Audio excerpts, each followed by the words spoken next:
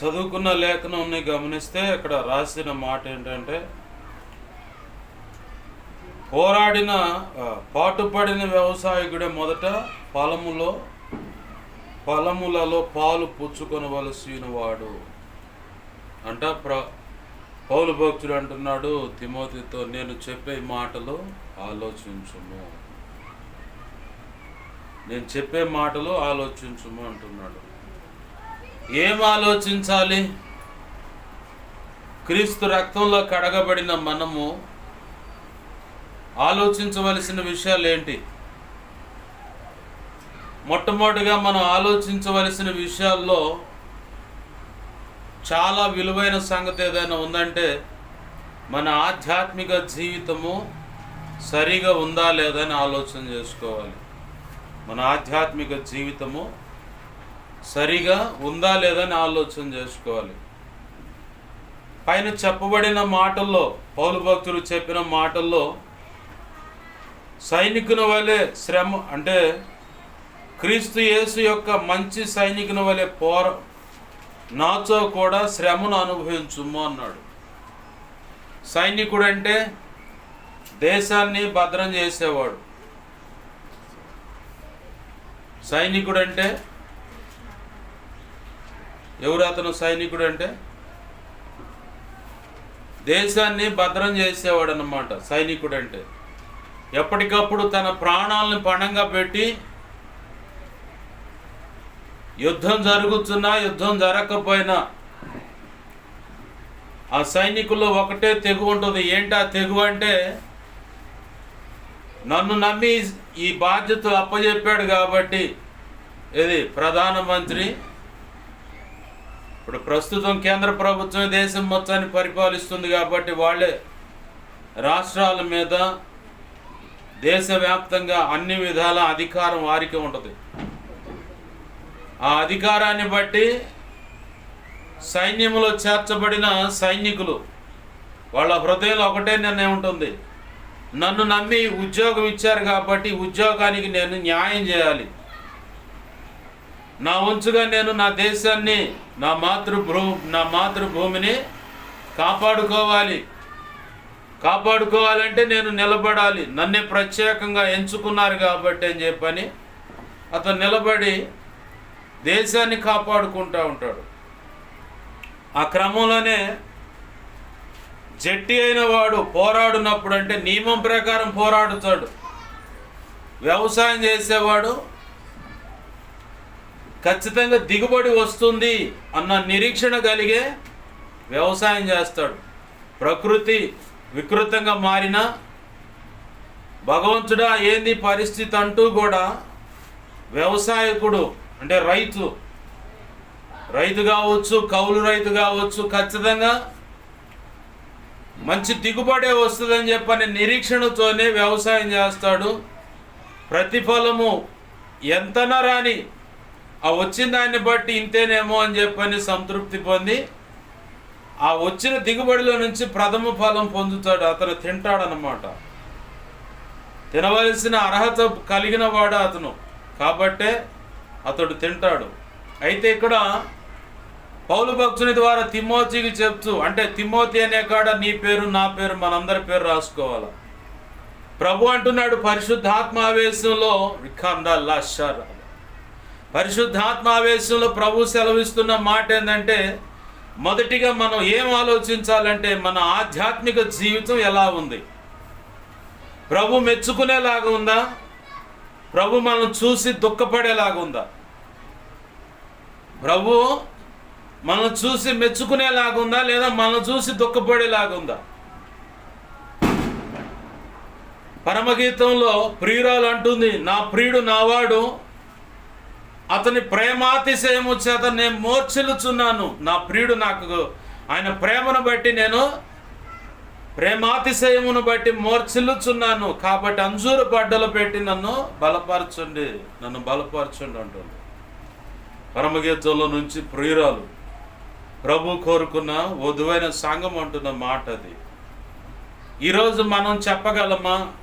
దేవుని పాదాలు పట్టుకొని యథార్థంగా, ప్రభువా నా ఆధ్యాత్మిక జీవితము రక్షణ పొందిన ప్రారంభంలో నా ప్రార్థనా జీవితం అప్పటి నుంచి ఇప్పటికి ఇంకా మెరుగైందయ్యా, తగ్గిపోలేదు, ఇంకా పెరిగింది నా ప్రార్థనా జీవితం. అలాగనే విజ్ఞాపన జీవితంలో కూడా, విజ్ఞాపన చేసే విధానంలో కూడా నేను ప్రారంభంలో ఉన్నటువంటి ఆ కొద్ది సమయం కంటే ఇంకా ఎక్కువ సమయం నేను ఈరోజు నీ సన్నిధానంలో ప్రత్యేకంగా అందరి కోసం నాకు అవకాశం ఉన్నప్పుడు ఉదయ సాయంకాలాలు వదిలిపెట్టకుండా నీ పాద సన్నిధిలో ప్రార్థన చేస్తున్నాను ప్రభువా. ఆనాటి కంటే ఈనాటికి ఇంకా నా ప్రార్థనా జీవితం మెరుగుపడింది, అణగారిపోలేదు, ఆరిపోయిన స్థితిలో నేను లేను, నేను ఇంకా మెరుగయ్యాను ప్రభువా అని చెప్పని సాక్ష్యం ఇవ్వగలిగే స్థితి మనకు ఉండాలి. మూడవదిగా వాక్యము చదివే విధానం. వాక్యము చదివే విధానం. నేను చాలామందిని నా ఎదుట తారసపడినప్పుడు నేను అడుగుతూ ఉంటాను, నా ఎదుటికి వచ్చినప్పుడు నేను అడుగుతా, అయ్యా ప్రార్థన చేసుకుంటున్నావా అంటాను, విజ్ఞాపన చేస్తున్నావా అని అడుగుతాను, వాక్యం చదువుతున్నావా అని అడుగుతాను, వాక్యము చదువుతున్నావా అని అడుగుతాను. కొంతమంది నేను రిఫరెన్స్ చెప్పినప్పుడు ఆ రిఫరెన్స్ ఎక్కడుందో ఈ ప్రారంభంలో కనపడతాయి. క్రొత్త నిబంధన పాత నిబంధన ఎక్కడుందో అని చెప్పాను. ఈడకు వచ్చి ఎతుకుతారు, పలానా అధ్యాయం ఎక్కడుంది అని చెప్పాను. నాకు చాలామంది నాకు అలాంటి వాళ్ళు కనపడ్డారు. నేను సేవకురాలని అనుకుంటున్న వాళ్ళు కూడా నాకు కనపడ్డారు. ఒక విశ్వాసే కాదు, నేను సేవకురాలని అనుకుంటున్న వాళ్ళు కూడా కనపడ్డారు. ఈ మధ్యకాలంలో ఒక అన్నయ్యతో నాకు వాదన జరిగింది. దాచేపల్లి ప్రాంతం నుంచి నరసరావుపేట వచ్చిందాకా, అంటే ఇంచుమించుగా 1.5-2 గంటల వాదన. ఈ 1.5-2 గంటల వాదనలో ఒక మాట అడిగా నేను, మీతో కూడా ఇప్పుడు ఆ మాట అడుగుతున్నాను. నరపుత్రుడా చక్కగా నిలబడము, నేను నీతో మాట్లాడాలి అన్న మాట ఏ అధ్యాయంలో ఏ వచనంలో ఉందో చెప్పండి. వచ్చే వారం దాకా ఇస్తా అవకాశం. నరపుత్రుడా నేను నీతో మాట్లాడాల్సి ఉంది, నువ్వు చక్కగా నిలబడు అన్నాడు. చక్కగా నిలబడు అని చెప్పినప్పుడు ఆ మాట ఆ అన్న కనీసం పావు గంట ఎత్తుక్కుంటా ఉండు సెల్ ఫోన్లో. వేరొక అన్న కూడా అడిగా, ఇదే మాట అడిగా. నేను 21 సారి చదివాను బైబుల్ అండు. 21 సారి బైబుల్ చదివానంటే నాకు తెలిసి చాలా పాండిత్యం సంపాదించుంటాడు అనుకున్నా. ఎక్కడుందో చెప్పానంటే బైబుల్ మళ్ళీ మొదటి పేజీ కాడకు వచ్చండు. మొదటి పేజీ కాడకు వచ్చి ఇక్కడ రాసి ఉంటుంది క్రొత్త నిబంధన ఒక పేజీలో, పాత నిబంధన ఒక పేజీలో. అక్కడ పాత నిబంధన గ్రంథంలోని పుస్తకముల నామకరణం అధ్యాయములను వెరసి అని చెప్పని రాసి ఉంటుంది. ఆ కింద పాత నిబంధన మొదటి పేజీలో, పక్క పేజీలో క్రొత్త నిబంధన రాసి ఉంటుంది. అక్కడ పోతుండ ఆయన. అన్న ఎక్కడుంది చెప్పవేందనంటే, చూస్తున్నాను పాష గారు, చూస్తున్నాను అంటున్నాడు. అంటే వాళ్ళని ఎగతాళి చేయాలని, వాళ్ళు బలహీనులని కాదు, కానీ పరిశుద్ధ గ్రంథం చదివే అలవాటు ఉంటే నేను చెప్పిన మాట టక్మని తీసేసి పలానా అధ్యాయంలో పలానా వచనంలో పలానా చోట ఉంది ఈ మాట అని చెప్పగలుగుతారు. నేను ఈజీ రెఫరెన్సే చెప్పింది వాళ్ళకి. ఈజీ రెఫరెన్స్ అన్నమాట. ఎక్కువ శాతము దైవజనులు కోట్ చేసేటువంటి మాట అది. ఆ అన్నని అడిగినా ఈ అన్నని అడిగిన ఎత్తుక్కుంటుంటే నాకు అర్థమైపోయి వీళ్ళు ఎంత చదువుతున్నా బుర్రలో ఉంటుందా, అది హృదయంలో ఉంటుందా, అప్పటికప్పుడు వదిలేస్తున్నారు. ఒక ఆయనేమో నోరు తెలిసి స్పష్టంగానే చదువుతాడు, ఇంకో ఆయనేమో మనసులో చదువుకుంటా లైన్లు గీస్తూ ఉంటాడు. ఈ లైన్లు గీసాయని చెప్పా, నువ్వు నోరు తెరిచి వాక్యం చదవాలా, కనీసం నీకు వినపడే రీతిగానే నోరు తెరిచి వాక్యం చదవాలి. ఎందుకు ఈ మాట చెబుతున్నానంటే, మనసులో ఎవడైనా చదువుతుడు, మనసులో అక్షరాలు చూస్తా ఎవరైనా చదువుతారు. కానీ నోరు తెరిచి వాక్యము చదివినప్పుడు ఏమైందంటే నాలుక కదులుద్ది.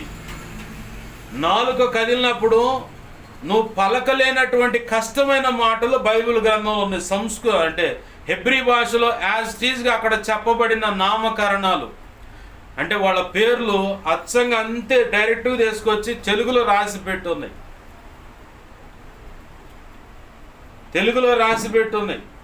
మీకు ఇంకా అర్థం కావాలంటే మత్తయి సువార్త మొదటి అధ్యాయంలో అట్టుకుంటా, లూకా సువార్త మొదటి అధ్యాయంలో, లేదంటే మత్తయి సువార్త మొదటి అధ్యాయంలోనే యేసు ప్రభు వారి వంశావళి గురించి రాసినటువంటి మాటలు ఇక్కడ కనపడతాయి. ఆ రాసిన మాటలో కొన్ని నోరు తిరగని మాటలు ఉన్నాయి. షయల్తీయేలు, కుదురు నోరు తిరుగుతుందా షయల్తీయేలు అని. అలాగనే యెహోషాపాతును, యెహోరాయిము, అహజును, హెజ్కియాను, యొకన్యాను అని చెప్పని ఇట్లా కష్టతరమని, ఇంకా నాకు తెలిసి చాలా ఈజీ అయినటువంటి మాటలు అబీహూదు, ఎలియాకీమును అని చెప్పని, ఈ చాలా సింపుల్గా చెప్పగలిగే మాటలు నాకు తెలిసి. ఇంకా సంఖ్యాకాండంలో రాసి ఉంటే ఇంకా భయంకరమైన మాటలు అన్నమాట. అంటే మనం నోరు తెరిచి మాట్లాడటానికి కూడా నాలుక తిరగలేనటువంటి కష్టతరమైన మాటలు అక్కడ ఉంటాయి. ఏ మాటలు అంటే వ్యక్తుల పేర్లే, వ్యక్తుల యొక్క పేర్లే. ఆ పేర్లు నువ్వు నోరు తెరిచి చదివినప్పుడు నీకు అక్కడ మడత పడుతుంది. చదవలేకపోతున్నాను ప్రభు, నా నాలుకను సడలింపు చేయి. ఆమెన్, హల్లెలూయా. ఏమనాలి? అక్కడ చదవలేనప్పుడు ఆ నోరు తిరగని పరిస్థితి కాడ, అయ్యా ఇక్కడ నేను చదవలేకపోతున్నాను, నా వల్ల కావట్లేదు, కాబట్టి నా నాలుకను సడలింపు చేయి.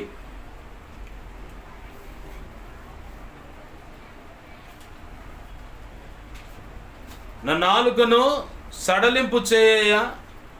సడలింపు చేసినప్పుడు నువ్వు స్పష్టంగా దాన్ని మాట్లాడగలుగుతావు.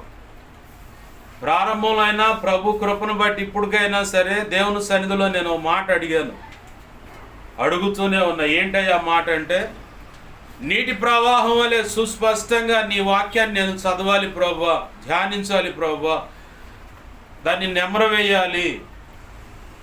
బోధకు ఉపయుక్తమైన, అంటే దేవుని మాటలు చెవటానికి అవసరమైనటువంటి మాటలు.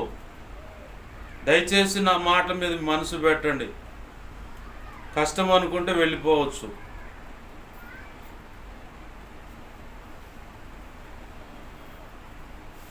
దేవునికి మహిమ కలుగును గాక.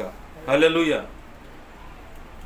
బోధకు ఉపయుక్తమైన దేవాన్ని వాక్యాన్ని చదవటానికి అవసరమైనటువంటి మాటలు ఏమైతే ఉన్నాయో ఆ మాటలు నేను అండర్లైన్ చేయాలి. అవి నాకు అవసరం అని చెప్పని అప్పుడైనా ఇప్పుడైనా వాక్యం చదివే ముందైనా నేను ఖచ్చితంగా వాక్యాన్ని చదివే ముందు ఈ మాటలు ప్రార్థన చేసుకొని ఆ తర్వాతనే వాక్యం చదువుతాను. ఎందుకంటే మీ ఎదుట నిలబడ్డ నేను న్యూస్ పేపర్ చదవటానికి కూడా నా వల్ల కాదు, నేను చదవలేను. ఇప్పటికి కూడా చెబుతాను, నేను న్యూస్ పేపర్ చదవటం నాకు చేత కాదు. కానీ పరిశుద్ధ గ్రంథం స్పష్టంగా ప్రభు కృపను బట్టి చదవగలుగుతాను. ఆమేన్, హల్లెలూయా. ఇంకొక మాట కూడా ప్రభు ఎదుట ప్రార్థన చేసుకున్నాను. అన్ని జనాల మధ్యలో నీ మాటలు ప్రకటించాలి కాబట్టి ఆ వేద మంత్రాలు ఉన్నాయి కదా, చాలా కష్టతరమైనవి. వాటిని సద్బ్రాహ్మణులు ఉచ్చరించిన దానికంటే ఇంకా మెరుగుగా చక్కగా స్పష్టంగా నేను ఉచ్చరించాలి, మాట్లాడాలి, వాటి భావాలు చెప్పాలి ప్రభువా, అందుకు కావలసిన కృప నాకు ఇవ్వయ్యా అని చెప్పని కూడా ప్రార్థన చేసుకుందాం. ఎందుకు ఈ మాటలు చెప్పడానికి దేవుడు చెప్పడానికి కృపనిస్తూ ఉన్నాడంటే, ఒకటి బాగా గుర్తుపెట్టుకోవాలి, వాక్యాన్ని చదవాల. దేవుని ఎదుట మనం ఉన్నాము. ఎందుకు ఈ మాటలు చెప్పుకున్నాం? మన ఆధ్యాత్మిక జీవితము సరిగా ఉన్నదా లేదా మొదటిగా మనం ఆలోచించుకోవాల్సిన సంగతి. వాటిలో ఒకటి ప్రార్థన జీవితం కరెక్ట్గా ఉందా లేదా, విజ్ఞాపన జీవితం కరెక్ట్గా ఉందా లేదా చూసుకోవాలి. తర్వాత వాక్యం మనం చదువుతున్నామా, చదివింది ఎంతవరకు మన హృదయంలో పదిలంగా ఉంది, ఎంతవరకు పదిలంగా ఉంది. అలాగనే ఉపవాస ప్రార్థన ప్రతిష్ఠించుకుంటాం. ఉపవాస ప్రార్థన ప్రతిష్ఠించుకొని చాలా రకాల పనులు పెట్టుకుంటాం. చాలా రకాలుగా పనులు పెట్టుకుంటాం. ఆ పనులు పెట్టుకోవటం వల్ల వచ్చేది ఏముంది? విసుగు చేదర ఉపవాసం ప్రార్థన చదువుతాం. మళ్ళీ ఉపవాస ప్రార్థన అంటే ఆ సమయానికి ఏమేమైతే చక్కబరుచుకోవాలో అవన్నీ చక్కగా ఆ పనులు చూసుకొని ప్రత్యేకంగా దేవుని సన్నిధిలో గడపాలి. గతంలో నేను కూడా ఉపవాస ప్రార్థన అంటే పగలంతా కిరాయిలకు తిరిగి ఉపవాసంలోనే ఉన్నా. ఉదయం నుంచి సాయంత్రం 7 గంటల దాకా అని చెప్పని శ్రమల దినాల్లో ఉపవాసాల్లోనే ఉన్నా. ఉండి ఆ కిరాయికి ఈ కిరాయికి ఆళ్ళు ఇటు తిరుగుతా, ప్రార్థన లేదు, వాక్యం లేదు, ఏమీ లేదు. రక్షణ లేనప్పుడు సంగతి ఇదంతా. కట్ చేస్తే ఏమొచ్చింది? ఏమీ మిగల్లా. ఒక అనుభవం మాత్రం వచ్చింది. ఏంటయ్యా అనుభవం అంటే యేసన్న గారి వాక్యాలు వినగలిగాను. దేవునికి మహిమ కలుగును గాక. హల్లెలూయా. ఆ 41 రోజుల్లో నేను ఎక్కువ విన్నది ఏంటంటే యేసన్న గారి వాక్యాలే. చిన్న షార్ట్ మెసేజ్లు ఉంటే ఆడియోలు దొరికితే అవి పెట్టుకొని వింటా కూర్చునేవాడిని, ఆ పాటలు వింటా కూర్చునేవాడిని. ఆ పరంపరలో వేరే ఒక అన్న దగ్గర ఒక పాట విన్నాను. పరలోకమందున్న మా తండ్రి నీ నామం పరిశుద్ధ పరచబడునుగాక. ఈ పాట విన్నప్పుడు ఎవడీడు అన్నా నేను. ఆ పాట పాడిన ఆయన్ని ఎవడో లేని పరలోకమందున్న మా తండ్రి అనే దాని మీద ఈడెవడండి పాట రాసిండని కూడా మాట్లాడా. కట్ చేస్తే చివరికి ఆయన చేతుల మీదగానే బాప్తిజం పొందా. దేవునికి మహిమ కలుగును గాక. తెలియదు, అజ్ఞాన స్థితి అది. పరలోకమందున్న మా తండ్రి అనే ఆ ప్రార్థన మీద పాట రాశాడు దైవజనుడు షాలేమరాజు గారు. ఆయన ఎవరో నాకు తెలియదు. నెట్నే అన్న ఈడెవడండి పరలోకమందున్న మా తండ్రి అనే దాని మీద పాట రాసిండు, భలే రాసిండు అన్న, భలే పాడిండి అని చెప్పండి. అటు అనమాక షాలేమరాజు గారు చిలకలూరిపేట అంటే అయితే కావచ్చు, దాని మీద పాట రాయటం ఏందని చెప్పని అడ్డంగా మాట్లాడా. కట్ చేస్తే ఆయన చేతుల మీద బాప్తిజం పొందే నేను. దేవునికి మహిమ కలుగును గాక. హల్లెలూయా. ఉపవాస ప్రార్థన జీవితం ఎలా ఉంది? మన ఆధ్యాత్మిక జీవితాన్ని కాపాడుకోవటానికి తరచుగా ఒక రోజైనా ఉపవాసం ఉండాలి. ఆ మాట బాప్తిజం పొందిన తొలి దినాల్లో షాలేమరాజు గారు చెప్తే ఆనాటి నుంచి ఈనాటి వరకు కూడా ప్రభు కృపను బట్టి ప్రతి శుక్రవారం ఉపవాసం ఉండటం అనేది నాకు నియమంగా కొనసాగుతుంది. అదొక నియమంగా నా జీవితంలోకి అదొక అలవాటుగా మారిపోయింది. ఎక్కడున్నా ఒకవేళ శుక్రవారం మిస్ అయ్యానంటే శనివారం ఖచ్చితంగా ఉపవాసం ఉంటాం. అట్లా ప్రభు కృపను బట్టి ఉపవాసం. ఎందుకు? నా ఆధ్యాత్మిక జీవితాన్ని నేను మొదటిగా కాపాడుకోవాలి. లోకస్తులు బ్రతికినట్లుగా రాజీ పడి నేను బ్రతకూడదు. లోకానికి నేను వేరు అన్నది చూయించాలి. క్రీస్తు బిడ్డలు ఇలా ఉంటారు, దేవుని నమ్మిన బిడ్డలు ఇలా ఉంటారు, దేవుని తంటు కట్టబడిన బిడ్డలు ఇలా ఉంటారు అని చెప్పని ఈ లోకస్తులకు లోకానికి వేరుగా నేను చూపించాలి. నా బ్రతుకును చూపించాలి. ఎందుకంటే నా బ్రతుకును కొలుస్తారు ఖచ్చితంగా. ఒకవేళ ఇంటి వాళ్ళ ముందు కానీ దేవుని ప్రజలు ఎదుటి కానీ లేదంటే నేను పుట్టి పెరిగిన సంఘంలో కానీ ఒకవేళ పైకి షో చేయొచ్చు నేను భక్తుడినే అని చెప్పని, కానీ అంతరంగం ఎరిగిన దేవుడు ప్రతిదీ స్పష్టంగా చూస్తూ ఉంటాడు. అందుకే ప్రసంగి గ్రంథంలో ఒక మాట ఉంది చూడండి. అది ఒక మాట మీ ముందుకు తీసుకొస్తా ఉన్నాడు ప్రభు. ప్రసంగి గ్రంథము 5వ అధ్యాయము 1 నుంచి చదువుతున్నాను చూడండి. నీవు దేవుని మందిరమునకు పోవునప్పుడు నీ ప్రవర్తన జాగ్రత్తగా చూచుకొనుము. బుద్ధిహీనులు అర్పించున్నట్లుగా బలి అర్పించుట కంటే సమీపించి ఆలకించుట శ్రేష్టము. వారు తెలియకే దుర్మార్గ పనులు చేయుదురు. నీవు దేవుని సన్నిధిని అనాలోచనగా పలుకుటకు నీ హృదయమును త్వరపడనీయక నీ నోటిని కాచుకొనుము. దేవుడు ఆకాశమందున్నాడు, నీవు భూమి మీద ఉన్నావు, కావున నీ మాటలు కొద్దిగా ఉండవలెను. అంటే దేవుని సన్నిధిలో ఉన్నప్పుడు మనం జాగ్రత్తగా ఉండాలి. అంటే దేవుని మందిరంలో ఉంటేనే దేవుని సన్నిధి కాదు. ఆదిమ సంఘము ఇళ్లలోనే ఇట్లానే చిన్న మందగా సమకూడి ఆరాధన జరిగించారు. ఆ ఆరాధన జరిగినంత కాలము అంటే ఆ స్థలమందు దేవుని బలమైన సన్నిధి ప్రభావం ఉంటుంది. త్రియేక దేవుడు నీతో నాతో కలిసి ఇక్కడ ఉంటాడు. ఆయన ఎదుట మనము అనాలోచనగా ఉంటే ఖచ్చితంగా దరువు పడుతుంది. ఈ మాట నాకు బాగా తెలుసు, అందరికి కూడా చెబుతాను నేను. అందరికి చెప్పి నేను చేయకపోతే అప్పుడు నేను జోకర్ని అవుతా. డైరెక్ట్గా చెప్పాలంటే జోకర్నే అవుతా. కాబట్టి దైవజనుడు అన్నాడు, మీ సాక్ష్యం పదిలంగా ఉండాలంటే, ఏంటది? మీ సాక్ష్యం పదిలంగా ఉండాలంటే, మీ ఆధ్యాత్మిక జీవితం కాపాడబడాలంటే, అది ఇంకా వృద్ధిలోకి వెళ్ళాలంటే ఖచ్చితంగా ఎవరైనా నీకు దొరికితే సువార్త చెప్పు, నీ సాక్ష్యాన్ని చెప్పు అన్నాడు. ఎందుకో తెలుసా? నీకు ఒక మాట అందించి తర్వాత నేను ఇంకో రకంగా బ్రతికితే వాడే వచ్చి నా మొఖానొత్తుడు, యారా నీ బ్రతికెట్టుంది, ఏంది పరిస్థితి, ఏంది? పైకి ఒక మాట చెబుతున్నావు, లోపల ఇంకోటి చేస్తున్నావు, ఇదంతా వేషధారణ కదా అని చెప్పని సాక్ష్యాన్ని పోగొట్టుకుంటాం. చెప్పిన మాట ప్రకారం బ్రతకటానికైనా నడుము మిగించి దేవుని సన్నిధిలో, అంటే ప్రతి చోట దేవుని సన్నిధి ఉంది, నువ్వు అనుభవించాలే కానీ ప్రతి చోట నువ్వు నిలబడే ప్రతి చోట దేవుని సన్నిధి ఉంది. అంటే నా సన్నిధి నీకు తోడుగా వచ్చునన్న మాటకు అర్థం అదే. ఆమేన్, హల్లెలూయా. నువ్వు వెళుతున్న ప్రతి చోట, ప్రతి స్థలం ముందు నువ్వు నుంచున్న కాడల్లా దేవుని సన్నిధి ఉంటానే ఉంది. ఎందుకంటే ఈ భూమి యేసు ప్రభు వారిలో ఉంది. ఆమేన్, హల్లెలూయా. ఈ భూమి యేసు ప్రభు వారిలో ఉంది. కాబట్టి ఇంకొక మాట కూడా గుర్తు చేస్తాను, చూడండి. ద్వితీయోపదేశకాండము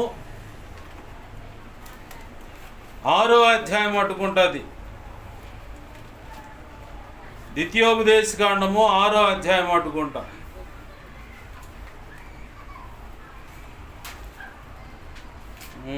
6వ అధ్యాయం కంటే 26వ అధ్యాయం 28వ అధ్యాయం చూడండి. 28లో ఒక మాట రాసి ఉంది, చాలా విలువైన మాట. నీవు నీ దేవుడైన యెహోవా మాట శ్రద్ధగా విని, ఎలా వినాలంట? శ్రద్ధగా వినాలంట.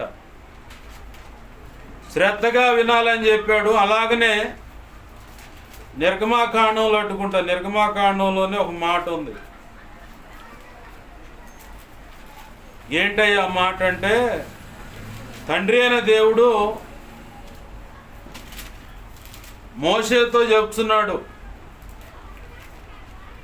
ఏం చెబుతున్నాడు పాష్ గారు అంటే, నిర్గమాకాండములో మోషేతో తండ్రి అయిన దేవుడు చెబుతున్న మాట ఏంటంటే, నువ్వు ముందుకు సాగిపోతే నా దూత నీకు ముందుగా వస్తుంది. 23 23 అధ్యాయంలో మాట రాశాడు. ఇక్కడ 20వ వచనం, ఇదిగో త్రోవలో నిన్ను కాపాడి నిన్ను సిద్ధపరిచిన చోటుకు నిన్ను రప్పించుటకు ఒక దూతను నీకు ముందుగా పంపుచున్నాను. ఆయన సన్నిధిని జాగ్రత్తగా నుండి ఆయన మాట వినవలెను, ఆయన కోపము రేపవచ్చు. ఏమంటున్నాడు ఇక్కడ దేవుడు? తండ్రి అయిన దేవుడు చెబుతున్న మాట, ఒక దూతను నీకు ముందుగా పంపిస్తున్నాను,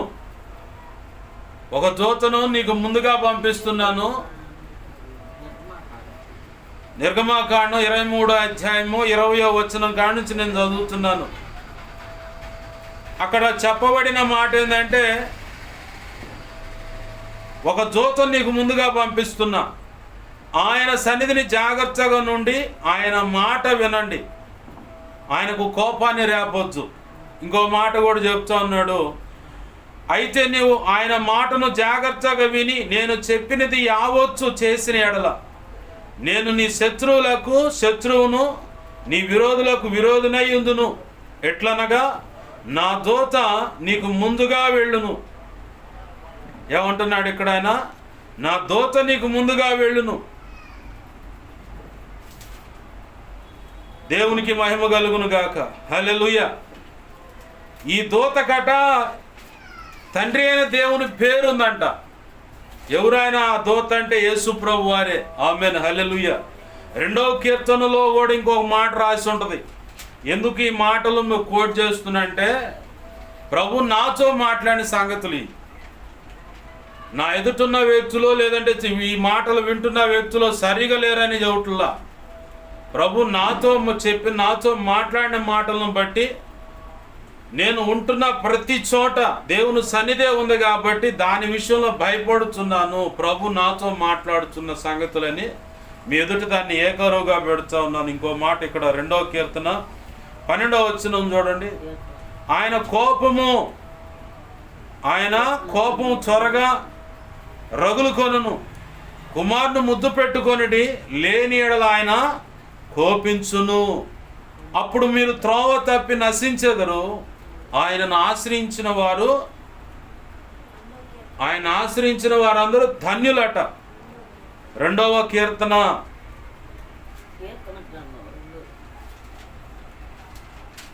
దేవునికి మహిమ కలుగును గాక. హల్లెలూయా. ప్రభునందు ప్రియమైన దేవుని బిడ్డలు గమనించండి. ఈ మాటలంతా ఎందుకు కోట్ చేశారు పాస్టర్ గారు అంటే, ఉపవాస ప్రార్థనలో ఉన్నా, అనుదిన దైనందిన జీవితంలో ఉన్నా, నా ఆధ్యాత్మిక జీవితాన్ని కాపాడుకునే విషయంలో అయినా, ప్రార్థన విషయమైనా, విజ్ఞాపన విషయమైనా, సంఘస్థులతో అయినా, కుటుంబీకులతో అయినా, ఏ విషయంలో ఎక్కడైనా సరే ఏ చిన్న పొరపాటైనా ఉండకుండా జాగ్రత్త పడటానికి నన్ను బాగా హెచ్చరించినటువంటి మాటలు ఇవి. బాగా నన్ను హెచ్చరించినటువంటి మాటలు. ఇంకో మాట కూడా చూపిస్తాను. మలాకి గ్రంథము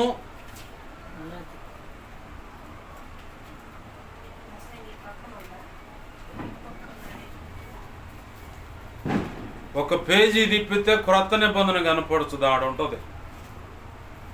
పేజీ నంబరు 787. మలాకి గ్రంథము 3వ అధ్యాయము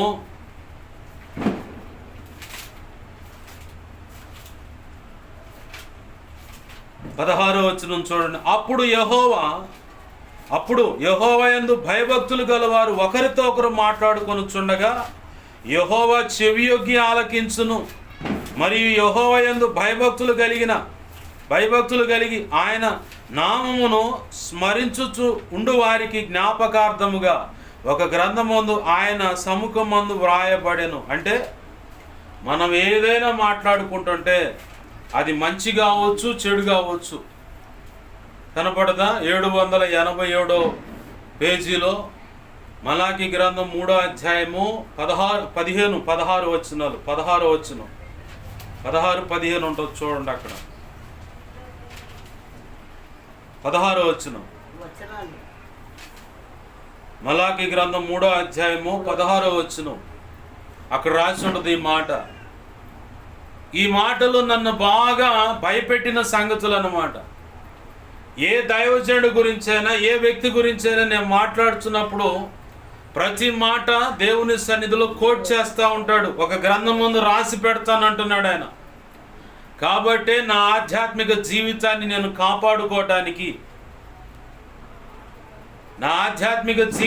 కాపాడుకోవటానికి, ఈ లేఖనాలు నన్ను హెచ్చరించాయి, నన్ను భయపెట్టాయి. ఎందుకంటే నేను ఖచ్చితంగా దోషిని అవుతాను ఈ లేఖనాలను మీరి నాకు నచ్చినట్టుగా నేను ప్రవర్తిస్తే. ఇంకో మాట కూడా రాసింది. యేసుప్రభు వారు చెప్పారు. మార్కు సువార్త 7వ అధ్యాయంలో 20వ వచనం కాడి నుంచి కిందకు చదివితే, మార్కు సువార్త 7వ అధ్యాయము 20వ వచనం, 7వ అధ్యాయం 20వ వచనంలో కిందకు చదివితే అక్కడ రాసి ఉంటుంది, అపవిత్ర పరిచేది ఏదైనా నోట పడేది కాదబ్బాయి. అంటే తినే వస్తువులు అపవిత్రమైనది ఉండదు, కానీ మనిషి నోటి నుంచి బయటకు వచ్చే మాటను బట్టే మనిషి అపవిత్రపరచబడతాడు. అంటే ఈ మాటను బట్టే, ఆ మాటను బట్టే మనం తీర్పులో నిలబడతాం. మన నోటి మాటను బట్టే దేవుడు లెక్క గడతాడు మన దోషాలను. నీకు ఇంకా అర్థం కావాలంటే, సౌలు కుటుంబం ఎలా పతనమైపోయిందో షిమి అనేవాడికి తెలియదు, దావీదుకు మాత్రం తెలుసు. కానీ దావీదు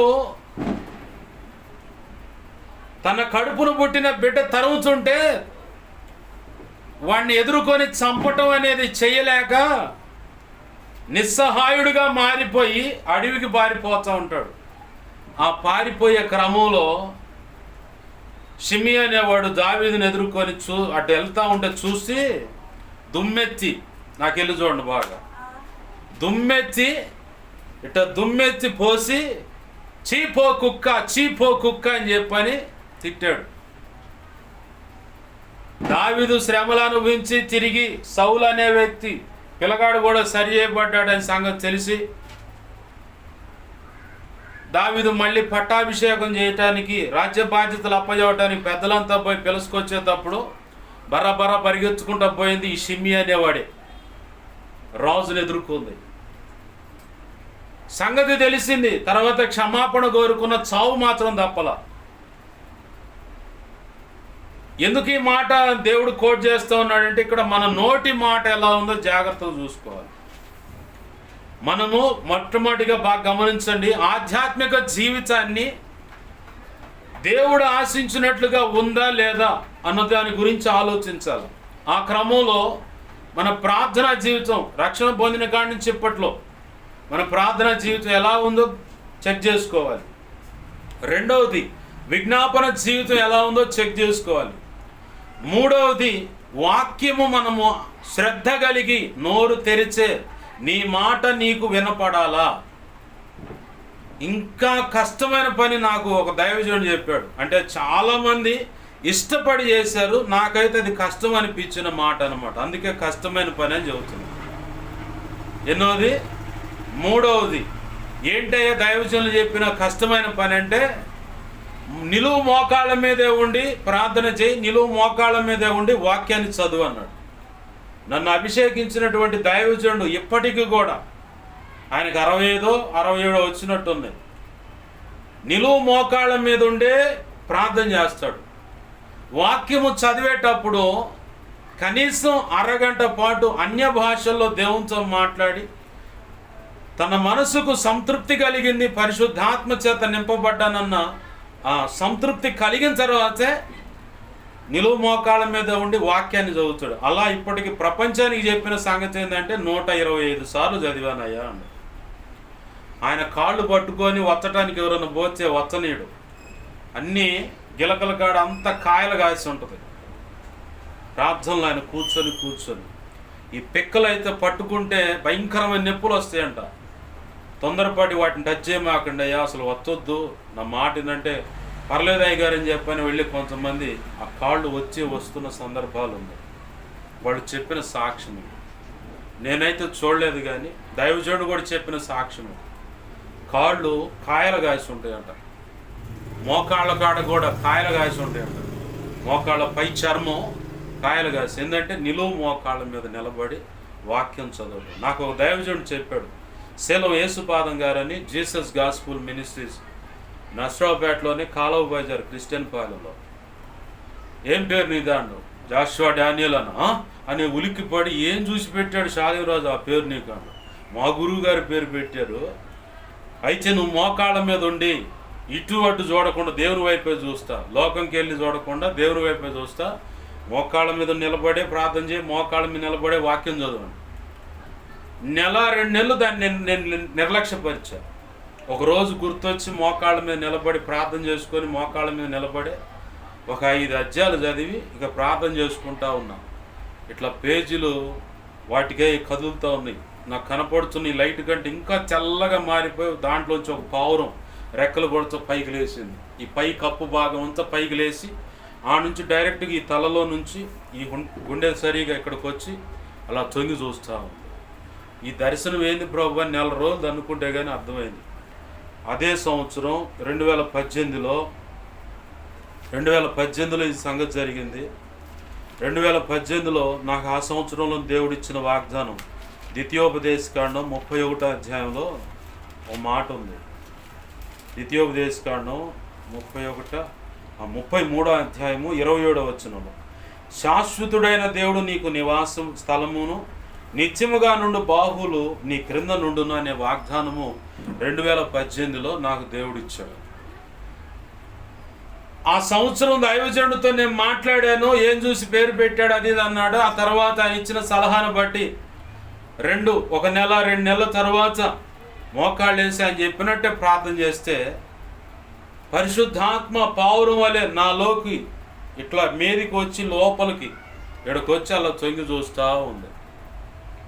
తర్వాత నాకు ఇచ్చిన వాగ్దానాన్ని గమనించినప్పుడు ఆ వాగ్దానం తీసుకున్నప్పుడు దైవజనుడిని అడిగాను, అయ్యా ఈ వాగ్దానం యొక్క అర్థం ఏంటని నా ఆత్మీయ తండ్రి దావీదు పాష గారు, తండ్రి సన్నిధి నసరావుపేట, ఆయన అడిగినప్పుడు దేవుడే నీలో ఉంటానంటున్నాడు దానియేలు అన్నాడు. దేవునికి మహిమ కలుగును గాక, ఆమెన్, హల్లెలూయా, రిఖాంద అల్లాష. దేవుడే నీలో ఉంటానన్నాడు దానియేలు అన్నది దీని అర్థం అన్నాడు. ఆ సంవత్సరంలోనే నేను ఆ వాగ్దానాన్ని నా జీవితంలో నేను అనుభవించడానికి ప్రభు కృపనిచ్చాడు.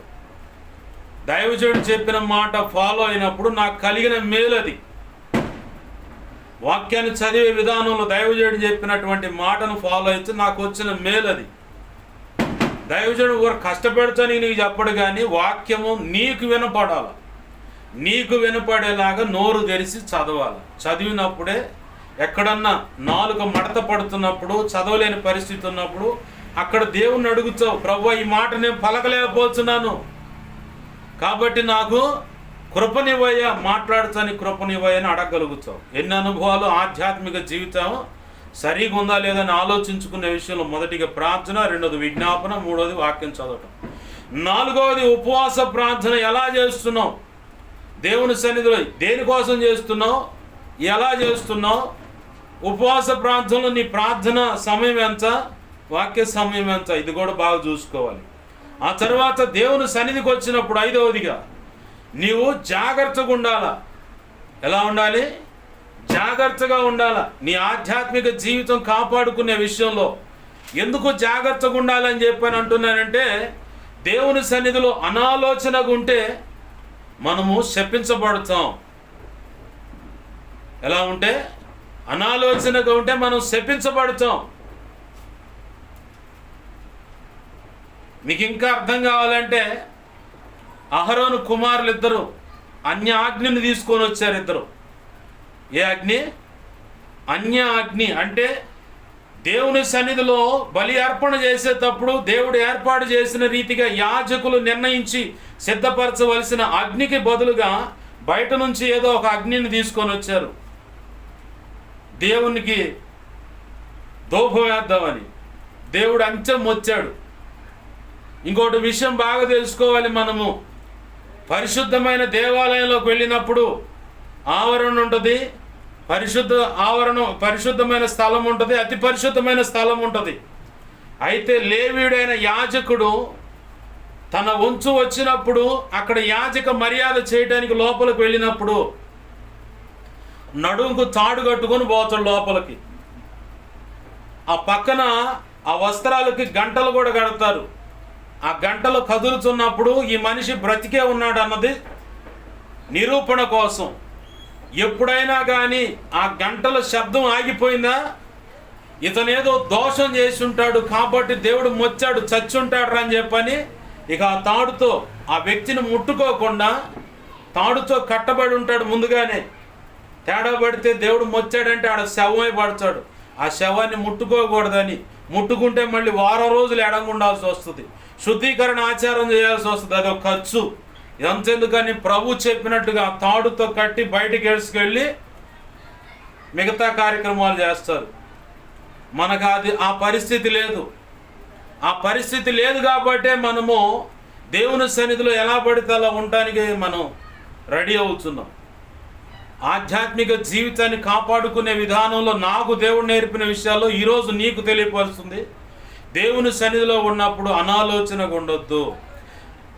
ఆరోదిగా దేవుని మాట శ్రద్ధగా వినాలి. మనం ఎలా వినాలి? శ్రద్ధగా వినాలి. ఎందుకంటే ఆయన నీకు ఒక దేవదూత అంటే యేసు ప్రభువు నీకు ముందుగా ఉంచాడు. ఆయనకు భయపడాలా, ఆయన మాట శ్రద్ధగా వినాలి. వింటే ద్వితీయోపదేశ కాండంలో 1వ అధ్యాయం 28వ అధ్యాయము 1వ వచనం కాడ నుంచి 14వ వచనం వరకు ప్రభు చెప్పినటువంటి ఆశీర్వాదాలు నీకు కలుగుతాయి. ప్రభు చెప్పిన ఆశీర్వాదాలు నీకు కలుగుతాయి. లేదంటే ఆయన కోప్పడతాడు. కోప్పడ్డాడంటే ఇక మనకు ఏముండవు, అన్నీ సర్దుకోవటమేగా, అన్నీ సర్దుకోవటమే. కాబట్టి ప్రభు సన్నిధిలో మనం జాగ్రత్తగా ఉండాలి. ఆయన మాట శ్రద్ధగా వినాలి. 6 మాటలు ఆధ్యాత్మిక జీవితాన్ని కాపాడుకునే విషయంలో. 7వదిగా పరిశుద్ధాత్మ చేత నువ్వు నింపబడాలి. ఎప్పటికప్పుడు ప్రతిరోజు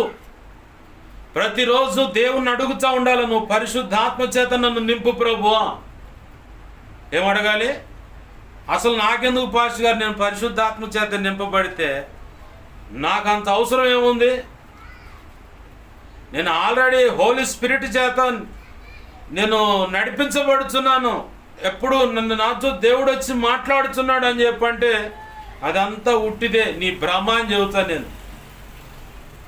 దేవుడు నీతోనే మాట్లాడుతున్నాడు అని చెబితే అదంతా భ్రమ అని చెబుతా. ఎందుకు భ్రమ అని చెబుతానని చెబుతున్నాను తెలుసా? సైతాను గాడు కూడా వచ్చి దేవుడే నీతో, యేసయ్య నీతో వచ్చి మాట్లాడినట్టుగానే మాట్లాడతాడు వాడు. మనం బాగా గుర్తుపెట్టుకోవాలి ఒక విషయాన్ని. ఎందుకు ఈ మాట అంటున్నానంటే, సైతాను గాడు యేసయ్య మాట్లాడినట్టే నీ దగ్గరకు వచ్చి మాట్లాడతాడు, నిన్ను భ్రమపరుస్తాడు. వాడి పని అంతా అదే, నిన్ను పాడు చేయటమే. ఎలా భ్రమపరుస్తాడు? నన్నెందుకు భ్రమపరుస్తాడు అని ఒకవేళ ఇలాంటి ఆలోచనలతో కూడిన మాటలు మాట్లాడితే నేను వాళ్ళని చూసి నవ్వుతా. ఇంకా పసితనంలో అజ్ఞాన స్థితిలోనే బ్రతుకుతా ఉన్నారు ఆధ్యాత్మిక జీవితంలో నేను నవ్వుతాను. ఎందుకు నవ్వుతానో తెలుసా? ఆ మధ్యకాలంలో నేను ఇందాక ప్రారంభంలో చెప్పాను, దాచేపల్లి నుంచి ఒక అన్నయ్యతో నాకు వాదన జరిగింది. పలానా మాట ఎక్కడుందని చెప్పాను అన్నాను. ఎక్కడుంది అది? ఇప్పుడు అది నరపుత్రుడా చక్కగా నిలబడి నేను నీతో మాట్లాడాలన్న మాట ఎక్కడుంది?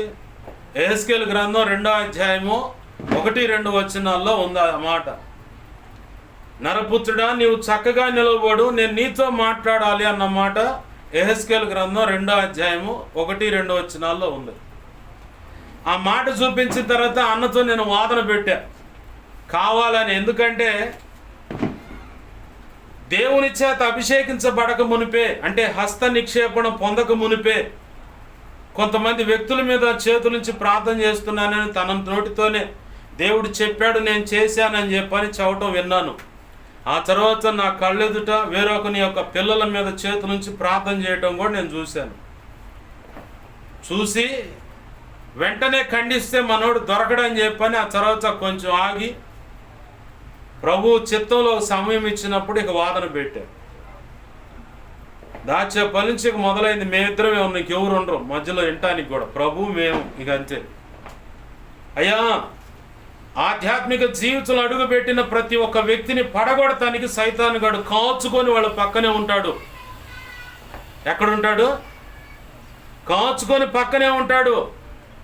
అభిషేకం పొందావా, నీ పక్కనే ఉంటాడు. నిన్ను ఎలాగైనా పాడు చేయాలని, పడగొట్టాలని, నీ నెత్తి మీద ఉన్న అభిషేకాన్ని వాడు దొంగలించి, కృపావరాలు దొంగలించి నిన్ను భ్రష్టుడుగాను చేస్తాడు వాడు. నువ్వు విశ్వాసి కావచ్చు, సంఘ పెద్దగా ఉండొచ్చు, పరిచారకుడిగా ఉండొచ్చు, ఎలాగని నిన్ను పాడు చేయడానికి సైతాను గాడు నీ పక్కనే ఉంటాడు. ఇదే వాదన పెట్టే ఆయనతో. ఆయన అంటాడు, పాస్టర్ గారు ఎవరినైనా వాడు పాడు చేయొచ్చావు కానీ నన్ను మాత్రం పాడు చేయడు, పొరపాటును కూడా నా దగ్గర ఉండడు అంటాడు. ఇదే మాటకి నా మనసులోకి వచ్చిన ఆలోచన ఏంటంటే, ఒకప్పుడు విప్పర్లపల్లిలో మందిరం మొదటిగా మందిరం వేసే ప్రారంభ దినాల్లో తెల్లారితే మందిర ప్రతిష్ట, మేము మా వంతుగా మేము ఆడ పనిచేయడానికి వెళ్ళాం. ఆ రోజు రాత్రి వేళ కిరణ్ పాష్ గారు అన్నాడు, నా పక్కనే చాపేసుకొని పండుకోగల ధైర్యం ఎవరికైనా ఉందా, దమ్ముందా అన్నాడు. అంటే చాలామంది మేము పడుకో అన్నారు. నేను అన్నాను, నాకు ధైర్యం ఉంది, నేను పడుకుంటాను పాష్ గారు అన్నా. అని ఎందుకు అన్నారు పాష్ గారు ఈ మాట అంటే, సైతాన్ గాడు ఓ పక్కన ఉంటాడు, దేవుడు కూడా ఓ పక్కన ఉంటాడు. దైవజనుడిని ఎలాగైనా ప్రార్థనా జీవితంలో బలహీనపరిచి పడగొడటానికి సైతాన్ గాడు ప్రయత్నం చేస్తాడు. అలాగనే ప్రార్థనా జీవితాన్ని ఇంప్రూవ్ చేసి, అంటే ఎదుగుదలనిచ్చి దేవుడు బలపరచాలని దేవుడు కూడా ఓ పక్కన ఉంటాడు. అభిషేకించబడిన దైవజనుడైనా దైవజనురాలైనా మనం బాగా గుర్తుపెట్టుకోవాలి. దైవజనుడు చెప్పిన మాట ఇది, ఆయనకు వాళ్ళ పైన ఉన్న నాయకుడు చెప్పిన మాట. ఈ రెండు కరెక్ట్గా పోటాపోటీగా దైవజనుడు పక్కన లేదా దైవజనురాల పక్కన ఉంటుందయ్యా. ఓ పక్క సైతాను ఎలాగైనా పడగొట్టాలని వాడి ప్రయత్నం, మరో పక్క దేవుడు ఎలాగైనా నిలబెట్టాలని ఆయన ప్రయత్నం. ప్రార్థన తక్కువైపోతే నిన్ను పడగొడటానికే చూస్తాడయ్యా అని దైవజనులు చెప్పారు. ఆ మాటను బట్టి చెప్పాను అన్నాడు. నాకు బాగా ఇప్పటికీ గుర్తుంది ప్రభు కృపను బట్టి.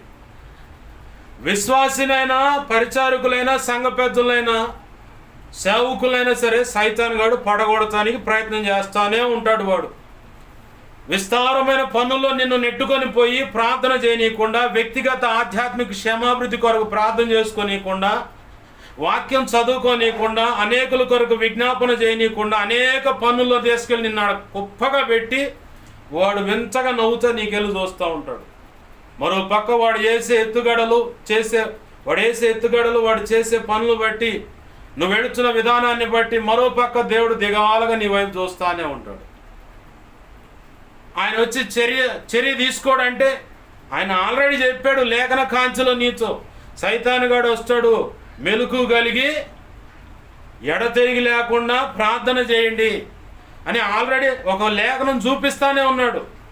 అది మనకు తెలిసి కూడా దాన్ని పక్కన పెడతాం మనం. కొంత పనులు అని చెప్పని అదని ఇదని చెప్పని, ప్రభువా నీకు తెలీదా ఇంత పనులు చేస్తూ ఉన్నాను, ప్రార్థన చేయలేకపోతున్నానంటే, నువ్వు సేవకుడువైనా సేవకురాలవైనా నేను ప్రార్థన చేయలేకపోతున్న పరిస్థితి ఇదంటే ఆ పనులని పక్కన పెట్టురా, ఆ పరిచర్య కూడా పక్కన పెట్టు, వచ్చి నా సన్నిధిలో కూర్చో అంటాడు ప్రభు. ఆయనతో ఎక్కువగా ప్రార్థనలో గడపాలి. ప్రార్థన తక్కువైతేనే సైతాన్ గాడు నిన్ను బడగొడతాడు.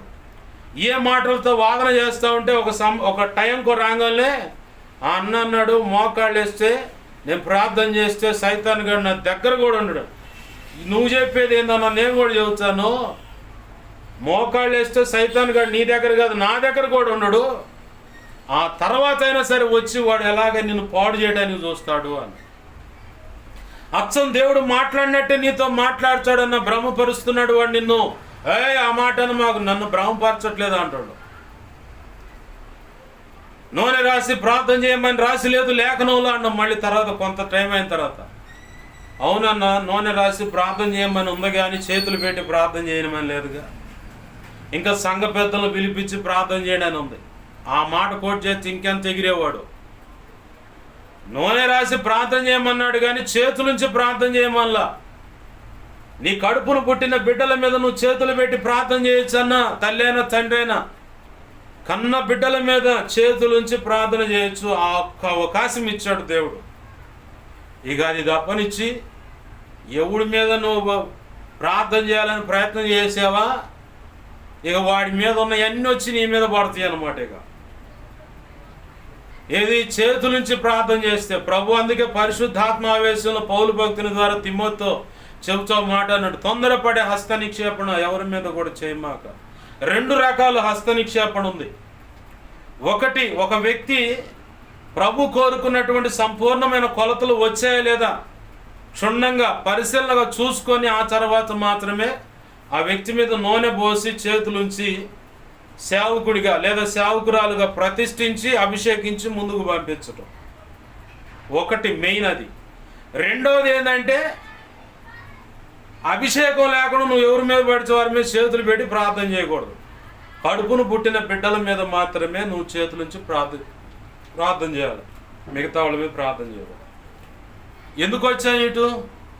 పరిశుద్ధాత్మ దేవుడు డీల్ చేసేది ఒక రకంగా ఉంటుంది.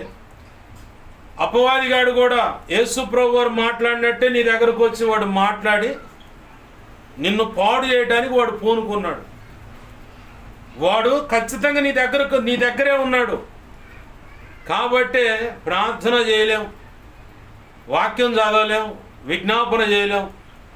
ఇక టోటల్గా మొత్తం తిరగబడి ఆడకపోతాం అంటే జబర్దస్తులు కాడకపోతాం, ఆ తర్వాత సినిమాలు కాడకపోతాం, ఆ తర్వాత రీల్స్, ఇన్స్టాగ్రామ్ రీల్స్ కాడపోయి ఇక నెట్టే పని పైకి అట్ట 1, 2 పోయి 2 గంటలు 3 గంటలు ఇక దానికాడే కాలం గడిపి ప్రభువా పొరపాటున జరిగింది నన్ను క్షమించాయి ఇంకెప్పుడు చేయనంటాం, మళ్ళీ మొదలు పెడతాం.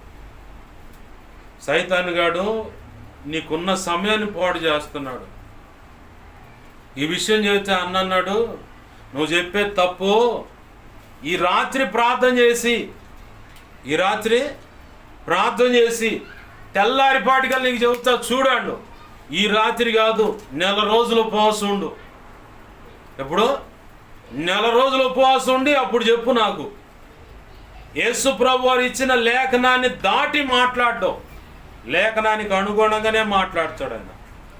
లేఖనపు కాంచులోని నిన్ను గద్దిస్తాడు, లేఖనపును ఆధారం చేసుకొని నీకు తీర్పు కూడా తీరుస్తాడు ఆయన.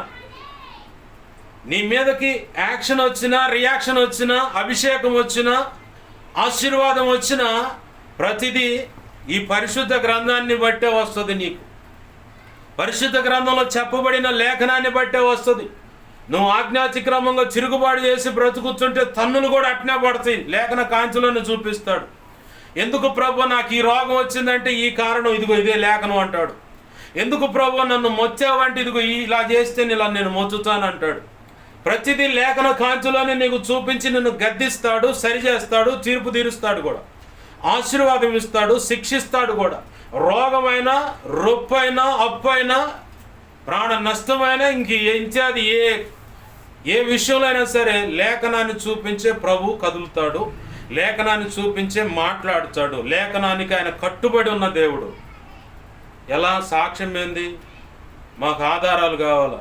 అయ్యో సోది మాటలు చేయొచ్చు మేము కాస్త చక్కగా మాట్లాడగలం అన్న నైపుణ్యత ఏడాడో తిరిగి సంపాదించి ఆ తెలివితేటలన్నీ ఓ సాడకు తీసుకొచ్చి మా మీద ప్రయోగించి మాతో మాట్లాడితే మేము చేయలేక ఒప్పుకోం, నమ్మమంటే చూపిస్తా లేఖనాన్ని కూడా. లూకాసు సువార్త 4వ అధ్యాయం తీయండి. లూకాసు సువార్త 4వ అధ్యాయం తీయండి. 4వ అధ్యాయము ప్రారంభం నుంచి కనుక మనం గమనిస్తే 4వ అధ్యాయం ప్రారంభం నుంచి 14వ వచనం వరకు యేసు ప్రభు వారు బాప్తిసం పొందిన తర్వాత 40 రోజులు ఉపవాసం ఉండటానికి అరణ్యానికి ఆత్మ నెట్టుకొని తీసుకెళ్తుంది. ఆ 40 రోజుల ఉపవాసం విరమించిన అనంతరం, ఎప్పుడు 40 రోజులు ఉపవాసం విరమించిన అనంతరం ఆయన ఆకలి కొని ఉండగా అని రాస్తుంది. వెంటనే సైతాన్ గాడు వచ్చాడు లైన్లోకి. వచ్చి అంటాడు, ఇదిగో ఆ రాళ్లను రొట్టెలుగా చేసుకొని తినువాడు. ఏంటి? రాళ్లను రొట్టెలుగా చేసుకొని తినంటే యెహోవా తండ్రి అంటే యేసు ప్రభు వారే ఇంకొక అంశగా అక్కడ నిర్గమాకాండంలో మోషేతో ఉండి మాట్లాడుతూ ఆయన అంటున్నాడు, నీ దేవుడైన యెహోవా మాట శ్రద్ధగా వినాలి అన్న మాట విన్నాం కదా. అలాగని ఇంకో మాట కూడా విలువైన మాట చెప్పాడు. మనుషుడు రొట్టె మూలంగా బ్రతకడయ్యా, దేవుని నోట నుంచి వచ్చు మాటను బట్టి బ్రతుకుతాడని చూపించాడు. వెంటనే ఒక గోపురం మీదకు తీసుకువెళ్ళి ఇక్కడ నుంచి నిన్ను నెడతాను, ఆయన దోతలు వచ్చి నిన్ను నీ పాదాలకి రాళ్ళు తగలకుండా ఎత్తి పట్టుకుంటారని ఉంది కదా. ఏడుందన్నమాట 34వ కీర్తన 7, 91వ కీర్తన 11, 12 ఈ 2 చోట్ల కనపడుతుంది దేవదూతల గురించి. అట్లా ఎత్తి పట్టుకుని ఉంటారని రాసి ఉంది కదా. దూకేడు నుంచి వీడే చేసపోయాడు ఆ ఎత్తైన ఆ మందిరం లేదంటే గోపురం మీదకి.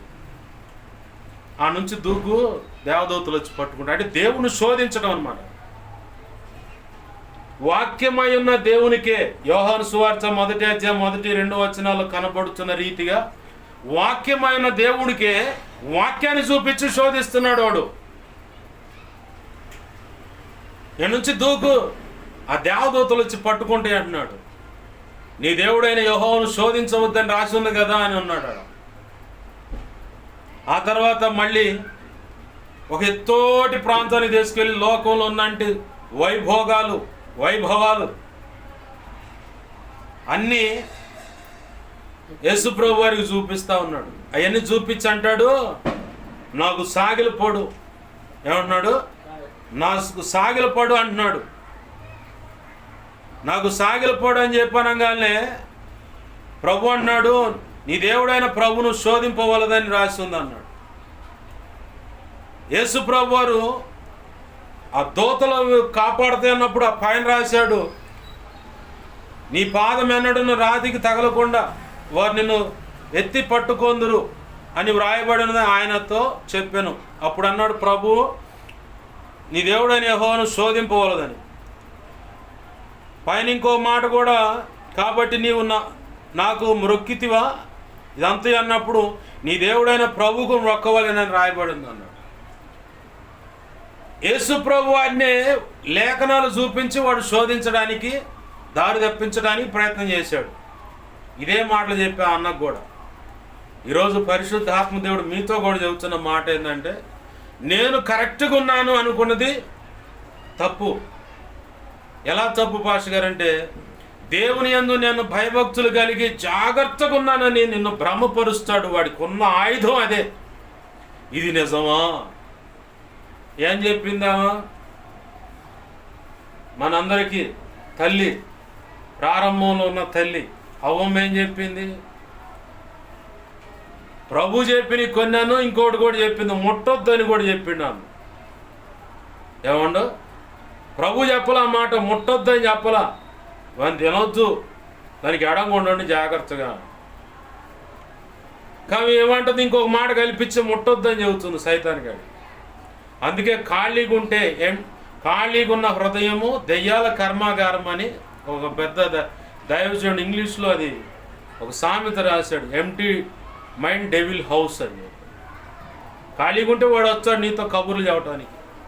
కాబట్టి దైవజనుడు చెప్పిన మాట ఏందో, ఖాళీగా ఉండొద్దు, ఏదో పని చేస్తూ ఉండండి. లేదా ప్రార్థన చేసుకో, లేదా వాక్యం చదువుకో, లేదంటే అలసిపోయావా వీటన్నిటిని బట్టి చక్కగా పడుకొనే వాక్యాలు వింటూ ఉండు.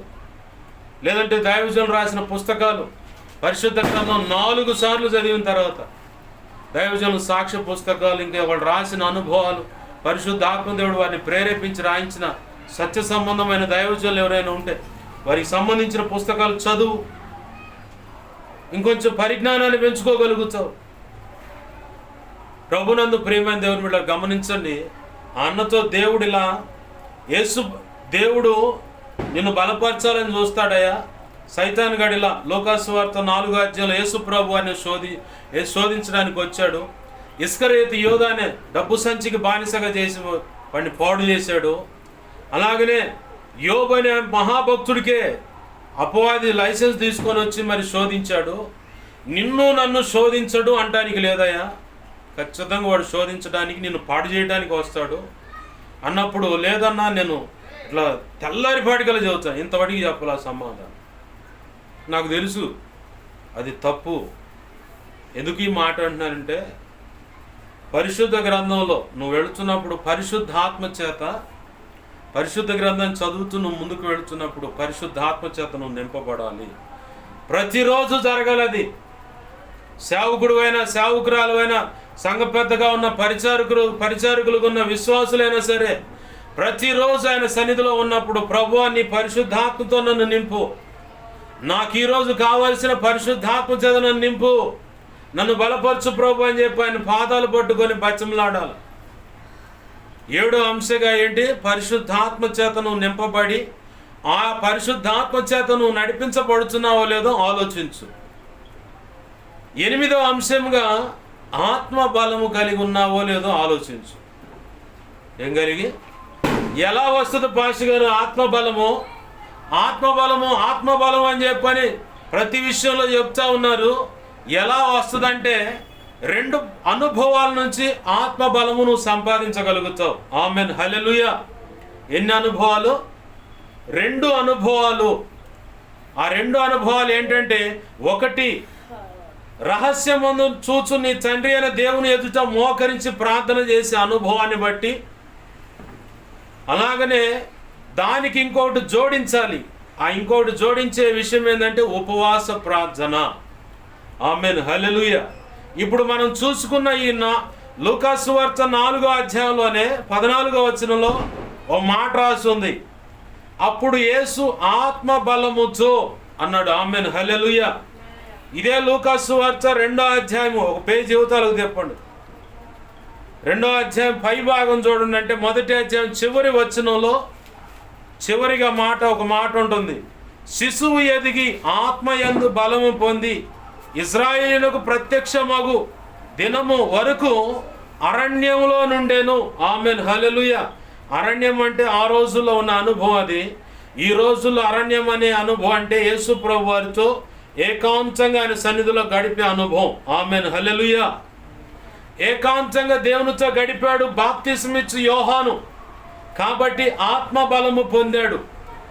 యేసు ప్రభు వారు 40 రోజులు ఉపవాసం ఉండటానికి ఆత్మ నెట్టుకొని తీసుకొని వెళ్ళింది అరణ్యానికి, అంటే ఏకాంత ప్రార్థనకి. ఉపవాస ప్రార్థన ద్వారా నువ్వు ఆత్మ బలాన్ని పొందుకోగలుగుతావు. ఆత్మ బలం కనుక నువ్వు పొందుకుంటే సైతానుగాడు కాదు, వాడి దూతలు కాదు, క్షుద్ర పూజలకు సంబంధించినవి కావు, ఏ దురాత్మ అంధకార శక్తులైనా సరే నీ ముందు ఎన్ని కుప్పిగంచులు వేసినా నీ దరిదాపులు కూడా రావు, నీకు ఎటువంటి హాని కలగదు. ఇంకా నిన్ను చూసి పారిపోతాయి. ఆమేన్, హల్లెలూయా. ఏమైతే వచ్చి మీద పడి నాన్న రచ్చ చెయ్యవు, నిన్ను చూసి పారిపోతాయి. నిన్ను చూసి పారిపోవాలంటే ఖచ్చితంగా ఏకాంత ప్రార్థన, అలాగనే ఉపవాస ప్రార్థనను బట్టే నువ్వు ఆత్మబలం పొందుకుంటావు. ఆ ఆత్మ బలము ద్వారా, అంటే ఈ ఉపవాస ప్రార్థన ద్వారా కఠినమైన సమస్యల విషయంలో నువ్వు ప్రార్థించిన పరిష్కారం దొరుకుతుంది. ఆమేన్, హల్లెలూయా. ఎవరైనా చీకటి అంధకార శక్తుల చేత, మాంత్రిక ప్రయోగాల చేత బాధించబడుతున్నట్లయితే ఆత్మ బలము పొందిన దానవై, ఆత్మ బలము పొందిన వాడవై ఉన్నట్లయితే నువ్వు ప్రార్థన చేస్తే వారికి విడుదల జరుగుద్ది. ఆమేన్, హల్లెలూయా. విడుదల జరుగుద్ది. ప్రభు అన్నాడు మార్కు సువార్త 9వ అధ్యాయంలో, శిష్యులు అడుగుతున్నారు, ఆ చెవిడిదైన మోగదైన దెయ్యం పట్టిన ఆ యవనస్తుడు, అతను పట్టి వెరిపిస్తున్నటువంటి ఆ దురాత్మ ఫిట్స్ లాగా వస్తుంది. నీళ్లలోనూ చాంద్ర రోగం అంటారు, నీళ్లలోనూ అగ్నిలోనూ పడతరే చూస్తుంది చిన్ననాటి నుంచే. నీ శిష్యులు దగ్గరకు పోతే వల్ల కాలేదు, నీ వల్ల ఏమైనా అయితే అని అడుగుతున్నాడు తండ్రి. శిష్యులను గద్దించి ప్రభు ఇంకో మాట అంటున్నాడు, అతన్ని తీసుకురండి అని చెప్పని ఒక మాట యేసు ప్రభు వారు గద్దిస్తేనే అది ఆ వ్యక్తిని విలవిలలాడించి వదిలిపోయినని రాసి ఉంది. ఆమేన్, హల్లెలూయా. ఇక్కడ మనం ఇంకొక విలువైన పాఠం నేర్చుకోవాల్సి ఉంది. యేసు ప్రభు వారు ప్రార్థన చేస్తేనే అది విలవిలలాడించి అతను వదిలేసిపోయిందంటే, మనం చేసే ప్రార్థనలు సమస్య విషయంలో కావచ్చు, రోగం విషయంలో కావచ్చు, ఏంది అంధకార శక్తుల నుంచి విడుదల విషయంలో కావచ్చు, దురాత్మలు పట్టిన వారి విషయంలో కావచ్చు, ఆర్థిక ఇబ్బందుల విషయంలో కావచ్చు, ఇంచాది ఏ విషయంలోనైనా సరే నువ్వు ప్రార్థన చేస్తున్నప్పుడు సమస్యకు పరిష్కారం వెంటనే రావట్లేదంటే ఒకటే గుర్తుపెట్టుకోవాలి, ఆ సమస్య ఇంకా రేజ్ అవుతుందంటే ఒకటి గుర్తుపెట్టుకోవాలి, పరిష్కారము జరిగిందనే గుర్తుపెట్టుకోవాలి. ఆమేన్, హల్లెలూయా. ఏం జరిగింది? పరిష్కారం జరిగిందనే గుర్తుపెట్టుకోవాలి. ఎందుకంటే యేసు ప్రభు వారు గద్దించగానే కొన్ని విషయాల్లో కొంతమంది దగ్గర అవి విడిచిపోయినట్టు కనపడదు. ఈ యవనస్తుడి కాడికి రాగానే ప్రభు ఎదుట అది విలవిలలాడించి వెళ్ళిపోయింది, విలవిలలాడించి వెళ్ళిపోయింది. మనం చేస్తున్న ప్రార్థనలు బట్టి సమస్య ఒకటి రేజ్ అవుతుంది. అయ్యా ఈడు తాగుబోతు భర్త అయ్యి అల్లాడుతున్నాను అన్నటువంటి భార్య ప్రార్థన చేస్తుంటే ఈయన ఇంకా తాగుతూ ఉంటాడు. ఆ కారణాన్ని బట్టి ప్రార్థన వదిలిపెట్టొద్దు, ఎడతెరిపి లేకుండా ప్రార్థన చేస్తూనే ఉండాలి. ప్రభు ఖచ్చితంగా పరిష్కారం ఇచ్చాడని, పరిష్కారానికి సమస్యకు పరిష్కారం దగ్గరలోనే ఉందని భావించి విశ్వాసంతో ప్రార్థన చేస్తూ ఉండాలి, వదిలిపెట్టకూడదు. ఇంకొక విషయం ఏంటంటే, నువ్వు ఏ సమస్యతో బాధపడుతున్నా ప్రార్థన ద్వారా నువ్వు బయటపడగలుగుతావు. అది వదిలిపెట్టకుండా ప్రార్థన చేయాలి. ఈ పూటకు అయిపోయిందిలే, సమస్య నుంచి బయటపడ్డానంటే వాడు ఎమ్మండి ఇంకో దారి ఎత్తుక్కుంటూ ఉంటాడు సైతానుగాడు, లేదంటే దురాత్మలు. సైతానుగాడు దురాత్మలు ఏం చేస్తాయంటే ఇంకో దారి ఎత్తుక్కుంటాయి. ఎలా చెప్పగలవు? నిరూపణ ఏమైనా ఉందంటే ప్రభు చెప్పిన ఉపమానంలో, ఒకని ఇల్లు శుభ్రంగా ఊడ్చి అమర్చి ఉండుట చేత అప్పటి వరకు ఆ ఇంట్లో ఉన్నటువంటి దురాత్మ ఏం చేసింది, ఇంకెక్కడైనా నా దాహం తీరుద్ది అని చెప్పని తనకు స్థిరమైన నివాసం దొరుకుద్దేమని ఆయిల్ తిరిగింది. చివరికి దాహం తీరటం కాదు కదా, నిలవటానికి నివాసం కూడా దొరకలా. తిరిగి మళ్ళీ వచ్చి తను విడిచి వెళ్ళిన ఇల్లు చూస్తే శుభ్రంగా ఎక్కడెక్కడ అమర్చి ఉండటం అనేది చూశాడు. ఆ దురాత్మ చూసింది. వెంటనే దానికి అవి వెళ్ళిపోయి దానికంటే చెడిపోయిన వాటిని ఇంకా 7 పట్టకొచ్చుకుంది. అది ఇది కలిసి మళ్ళీ ఆ ఇంట్లోనే కూర్చుంది, అక్కడే స్థిరపడ్డాయి అని చెప్పని రాసింది. కాబట్టి గతంలో కూడా ఈ చేతబడి, ఈ చిల్లంగి బాలమణి, క్షుద్రపూజల వశీకరణ, వీటికి సంబంధించి హీలింగ్ ప్రేయర్స్కి అని చెప్పి నేను వెళుతూ ఉంటా అక్కడక్కడ. తరచుగా ప్రభు కృపను బట్టి ఇప్పుడు వాటి మీద తీసుకెళ్తా ఉన్నాడు. వాటి మీద ప్రభు అధికారం ఇచ్చాడు కాబట్టి తీసుకెళ్తా ఉన్నాడు. అయితే వాళ్ళకు ఒక మాట చెప్పాను నేను, అయ్యా ఇప్పుడు నేను చేసిన ప్రార్థన బట్టి ప్రస్తుతం ఉన్న సమస్య అయితే క్లియర్ అయింది, వాటన్నిటి నుంచి నువ్వు విడిపించబడ్డావు. కానీ మాంత్రికుడు ఏం చేస్తాడంటే వాడి టాలెంట్ను నిరూపించుకోవడానికి, వాడి దగ్గర ఇంకా శక్తులు ఉన్నాయని అందరికీ తెలియాలని చెప్పని, వాడి భయం కలగాలని చెప్పని ఇంకా కొత్త ప్రయత్నం చేస్తూ ఉంటాడు. మీరైతే ప్రార్థన చేసుకోవాలి. నా వంతుగా నేను ప్రార్థన చేస్తాను మీకోసం. ఈ హీలింగ్ ప్రేయర్ చేశాను కాబట్టి, ఈ డెలివరెన్స్ ప్రేయర్, విడుదల ప్రార్థన చేశాను కాబట్టి, విచ్ క్రాఫ్ట్ అంటారు వీటిని, మాంత్రిక ప్రయోగాలు. ఈ విచ్ క్రాఫ్ట్ అనే వాటి మీద, ప్రయోగాల మీద విడుదల ప్రార్థన నేను చేశాను కాబట్టి ప్రభు విడిపించాడు. ఇప్పుడు ప్రస్తుతానికైతే మళ్ళీ వాడు కొత్త ప్రయత్నం చేస్తూ ఉంటాడు. వాడి పనేం ఆగదు. పౌర్ణమి టార్గెట్ చేసుకుంటాడు. పౌర్ణమి నుంచి వారం రోజులు ప్రయత్నం చేస్తూనే ఉంటాడు. మళ్ళీ ఇంకా అమావాస్య వారం రోజులు ఉంటుంది, ఆ వారం రోజులు ప్రయత్నం చేస్తూనే ఉంటాడు. మళ్ళీ అమావాస్య నుంచి మళ్ళీ వారం ప్రయత్నం చేస్తాడు. మళ్ళీ వారం నుంచి పౌర్ణమికి ఎదురు చూస్తూ ఉంటాడు. వాడికి చంద్రగ్రహణం తగిలిన, సూర్యగ్రహణం తగిలిన వదిలిపెట్టకుండా చేస్తూనే ఉంటాడు.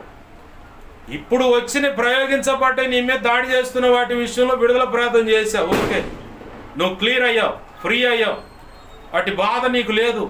అయితే కొత్త ప్రయత్నం చేస్తూనే ఉంటాడయ్యా, మీరు జాగ్రత్తగా ప్రార్థన చేసుకోండి. ఈ విషయం ఎందుకు చెప్పానంటే ప్రార్థనా జీవితం కలిగి ఉంటారని, ఆత్మ బలము కలిగి ఉంటారని. నువ్వు ఆత్మ బలము కలిగి ఉంటే నీ మీద ఏది పని చేయదు. మనలో ఎక్కడో దేవునికి మనకి లెక్కల తేడా ఉన్నప్పుడు ఏదో ఒకటి వచ్చుద్ది మీదకి. కారణం ఏందో తెలుసా? సమాధానం లేని పరిస్థితి ఉంటే, దేవునికి మనకు సమాధానం లేని పరిస్థితి అంటే, దేవునికి నచ్చనిది మన హృదయంలో ఏది పెట్టుకున్నా మన ఈ కప్పు దాటదు. ప్రార్థన మన ఈ కప్పు దాటదు. ప్రభు అందుకే హేబేలు యొక్క అర్పణను అంగీకరించే దానికంటే ముందుగా హేబేలును అంగీకరించాడు ప్రభు. రాసింది కదా లేఖనంలో, హేబేలు యొక్క అర్పణను అంగీకరించాడు అని ఉంది. తన తమ్ముడు అర్పించిన అర్పణ ముందుగా చూశాడు కయ్యను. మనసు మార్చుకొని తమ్ముడి దగ్గరికి వెళ్ళి, తమ్ముడా నాకు కూడా గొర్రె పిల్లనివ్వరా, నేను కూడా అలాగనే బలి అర్పణ చేస్తానంటే తగ్గించుకునే వారం లేదు కయ్యని దగ్గర. ఇంకా నా కోపం పెంచుకున్నాడు, పగ పెంచుకున్నాడు, ప్రతీకారాన్ని పెట్టుకొని చాటు మాటు చూసుకొని తమ్ముడిని చంపడానికి ప్రయత్నం చేసి పొలంలో దొరికిన కాడ వెళ్ళిపోయితే రాతితో మొచ్చాడు వెనకమాలగా వచ్చి. కయ్యను చచ్చిపోయాడు, కానీ కయ్యని యొక్క రక్తం మొరపెడుతూ ఉంది. ఒకవేళ మనం చేస్తున్న పనులను బట్టి ఎవరైనా కన్నీరు గార్చి ఉంటే ఆ కన్నీరు మొరపెట్టుద్ది దేవునికి. కన్నీరు ఉసురు అన్నమాట. అది చాలా జాగ్రత్తగా ఉండాలి. కన్నీరు చాలా భయంకరమైన, తీవ్రమైన శిక్ష తీసుకొచ్చి పెట్టుద్ది. ఆనాడైతే కయ్యను చేసిన పాపాన్ని బట్టి హేబేలు రక్తం భూమిలో కప్పివేయబడ్డ మొరపెట్టిందని దేవుడు చెప్పాడు. నీవు కాచు యథార్థమైన కన్నీరు ఆయన కవిలలో పట్టబడి ఉంటుంది. ఆ కవిలలో రాయబడి ఉంటుంది, ఆయన బుడ్డిలో పట్టబడి ఉంటుంది. పట్టబడిన ప్రతి దానికి లెక్క ఉంటుంది. ఏ కారణాన్ని బట్టి కన్నీరు, ఆ కన్నీటి యొక్క ఉసురు తగులుద్ది. అది మనం బాగా గమనించుకోవాలి. ప్రభువుకి మనకి ఎక్కడైనా సత్సంబంధం తెగిపోవటానికి కారణం ఏ అభ్యంతరం ఉందో, ఏ బలహీనత ఉందో, దేవునికి నచ్చని ఏ పని ఉందో, దేవునికి నచ్చంది శరీర కార్యములు ఏమనగన్న విషయాలు మన హృదయంలో ఏమున్నాయో వాటిని సరి చేసుకున్నప్పుడు ఖచ్చితంగా ప్రభువుతో మనకు సత్సంబంధం ఉంటుంది. నువ్వు ప్రార్థన చేయగల ప్రభు ఆమెన్ అంటాడు, సమాధానం ఇస్తాడు. అలాగనే ప్రతి దాని మీద కూడా నీకు విజయాన్ని ఇస్తాడు ప్రభు. ఇది ఒక కోణం. రెండవది, ఉపవాస ప్రార్థనలో ప్రభు చేస్తున్న దానికాడ మనం మాట్లాడుకుంటూ ఇటు వచ్చాము. ఆ యవనస్తుడు ప్రభు చెబితేనే ఆ యవనస్తుడు ఆ దురాత్మ విలవిల్లాడించి వెళ్ళిపోయిందని. నీ సమస్య ఏదైనా కావచ్చు, ఇంకా రేజ్ అవుతుందా, ఇంకా ఆయన పాదాలు గట్టిగా పట్టుకో. నా ప్రభు నాకు నేర్పింది అదే. ఏదైనా శోధన సమస్య కనపడదంటే దేవుని పాదాలు ఇంకా గట్టిగా పట్టుకొని ప్రార్థన చేయటమే నేర్పాడు. ప్రారంభం నుంచి నేను బాప్తీస అనుభవంలోకి వచ్చిన కాడి నుంచి ఇప్పటి వరకు నా జీవితంలో ఎదురైన ప్రతి సమస్యను బట్టి కృంగిపోయి ఏం దేవుడో ఏమో ఎంత ప్రార్థన చేసినా సమాధానం రావట్లేదు, దేవుడు లేదు ఏం లేదు, ప్రభువు లేదు ఏం లేదు, పరిచయం లేదు ఏం లేదు, నేను రాను పో అని చెప్పి అందులో పరిచయలో కొన్ని పద్ధతులు నచ్చినప్పుడు భాష గారు నేను చెయ్యనని చెప్పిన సందర్భాలు ఉన్నాయి. కానీ తర్వాత నా స్నేహితుడు వచ్చి మాట్లాడి తర్వాత దేవుడు కూడా మాట్లాడినప్పుడు వెళ్ళిపోయి మళ్ళీ ఆ పరిచయలో ఉన్న సందర్భాలు ఉన్నాయి. కానీ దేవుని మీద అలిగిన సందర్భాలు లేవు. ఆయన ప్రశ్నించే చాలా ప్రశ్నలు వర్షాలు కురిపించాయి. ఆయన మీద అనేకమైన ప్రశ్నలు అడిగి అనేకమైన విషయాలు ఆయన అడిగి కొన్ని విషయాలు సమాధానం పొందా, కొన్ని విషయాలు కాలంలో సమాధానం ఇచ్చాడు. ఆమేన్, హల్లెలూయా. దేవుని మాత్రం వదిలిపెట్ల. సమస్య రేజ్ అయితే ఆయన ఇంకా గట్టిగా పట్టుకోవటమే నేర్చుకున్నా. ఆయన అలా తర్ఫీదు చేసుకుంటూ తెచ్చాడు నన్ను. ఆ అనుభవాన్ని బట్టి మీకు చెబుతున్న మాట నా వ్యక్తిగత సాక్ష్యం. సమస్య రేజ్ అయితే ప్రార్థన చేయకుండా మానుకోమాక, ఇంకా గట్టిగా ప్రార్థన చేయి. ఇంకో మాట కూడా చెబుతా. కుటుంబ యజమానుడు బాధ్యత విరమించాడా, యజమానురాలుగా నువ్వే నడుము బిగించి ప్రార్థన చేయాలి. కుటుంబ యజమానురాలు అంటే తల్లి కానీ తండ్రి కానీ బాధ్యతను విస్మరించి ఎలా పడితే అలా బ్రతుకుతున్నారా? కూతురుగా ఉన్నా కొడుకుగా ఉన్నా నువ్వే నడుము బిగించి ప్రార్థన చేయాలి. నువ్వు ప్రార్థన చేసినప్పుడు ప్రభు గదిలో వచ్చి సరిగా లేని వాళ్ళని సరి చేసుకొని తీసుకొచ్చాడు. ఆమేన్, హల్లెలూయా. నువ్వు నాసి రకమైన ప్రార్థన చేస్తే నీకు కూడా దరివేస్తాడు. అది కూడా చెబుతున్నా, బాగా గుర్తుపెట్టుకోండి. ఆత్మ బలము పొందాలంటే 2 కారణాలు. ఒకటి ఏంటంటే అరణ్యపు అనుభవం, అంటే ఏకాంత ప్రార్థనలో. దానికి ఇంకోటి జోడించాల, ఉపవాస ప్రార్థన కలిగి ఉంటే నువ్వు ఆత్మ బలము చేత నింపబడతావు. ఆమేన్, హల్లెలూయా. ఆత్మ బలము చేత నింపబడతావు. 9వదిగా ఇంకొక విషయాన్ని మనం గమనిస్తే ఆధ్యాత్మిక అనుభవాలు. అనుభవ జ్ఞానం అని రాసింది బైబుల్లో. ఏ జ్ఞానం? అనుభవ జ్ఞానం. నీ జీవితంలో పడచూపుతున్నటువంటి పరిస్థితులను బట్టి, నువ్వు ఎదుర్కొంటున్న ప్రతి పరిస్థితిని బట్టి దేవుడు కొన్ని విలువైన పాఠాలు నీకు నేర్పుతూ ఉంటాడు. ఆ విలువైన పాఠాలు నువ్వు నేర్చుకుంటున్నావా లేదా అన్నది కూడా ఆలోచన చేయాలి. ఏంటి అయ్యి? విలువైన పాఠాలు దేవుడు నేర్పుతూ ఉంటాడు. ఆ విలువైన పాఠాలు నువ్వు నేర్చుకుంటున్నావా లేదా? ఒక్కో సమయంలో కఠినమైన పరిస్థితిలో తీసుకెళ్తాడు. తినటానికి కూడా తిండి లేని పరిస్థితిలో కూడా తీసుకెళ్తాడు. భార్యను రేజ్ చేస్తాడు నిన్ను సరిచేయటానికి, భర్తను రేజ్ చేస్తాడు నిన్ను సరిచేయటానికి. ఏది? తల్లిని కానీ తండ్రిని కానీ రేజ్ చేస్తాడు, రివర్స్ లాగా మారుస్తాడు. ఒక తల్లి కూతురుగా, ఒక కొడుకుగా నిన్ను సరిచేయటానికి. ఉత్తినే చేయడు ఆ పని. 9వదిగా నువ్వు నేర్చుకోవాల్సిన పాఠం ఏంటంటే ఆత్మీయ, అంటే అనుభవ జ్ఞానం. అనుభవ జ్ఞానం ఉంటేనే ఇంకొక వ్యక్తిని నువ్వు దేవునితో అంటుకట్టగలుగుతావు. అనుభవ జ్ఞానం ఉంటేనే ఇరుకు ఇబ్బందులు వెళుతున్నప్పుడే ఇంకొక వ్యక్తికి నువ్వు మార్గం చూపించగలుగుతావు. ఒకప్పుడు ఈ పరిస్థితుల్లో నేనుంటే ప్రభువుని ఆశ్రయించినప్పుడు నాకు ఈ సహాయం చేశాడయ్యా, నాకు ఈ సహాయం చేశాడమ్మా, నీకు కూడా ప్రభు మార్గం చూపిస్తాడు. అనుభవ జ్ఞానం ఉంటేనే ఇంకొక వ్యక్తి నువ్వు సంపాదించుకోగలుగుతావు. నా జీవితంలో నాకు ఎదురైనటువంటి పరిస్థితుల్లో నేను నేర్చుకున్న దాన్ని బట్టి అలాంటి పరిస్థితుల్లో ఉన్న వ్యక్తులు ప్రభు నా ఎదుటికి తీసుకొస్తే, నేను ప్రభుతో నడిచినప్పుడు, ప్రభుకు ఆ సమస్య తెలియజేసినప్పుడు ప్రభు ఇచ్చిన సమాధానాన్ని బట్టి అనేకులను ప్రభు మార్గంలో నడిపించగలిగాను. ఆమేన్, హల్లెలూయా. వారు ఇచ్చిన సాక్ష్యం ఏంటో తెలుసా? ఈ దైవజనుడు మా ఇంటికి వచ్చి నా సమస్య గురించి చెప్పినప్పుడు, విని ప్రార్థన చేసినప్పుడు, ఆయన నాకు సలహా ఇచ్చినప్పుడు, ఆ మాటలు నేను తీసుకున్న దాన్ని బట్టి ఈ దైవజనుడు మా ఇంటికి రావడం వల్ల మా ఇల్లు నిలబడ్డది. మేము ఈరోజు సజీవులుగా ఉన్నాం. లేకపోతే ఈ సమస్యల్లో పడి మేము ఎప్పుడో చచ్చిపోయేవాళ్ళం.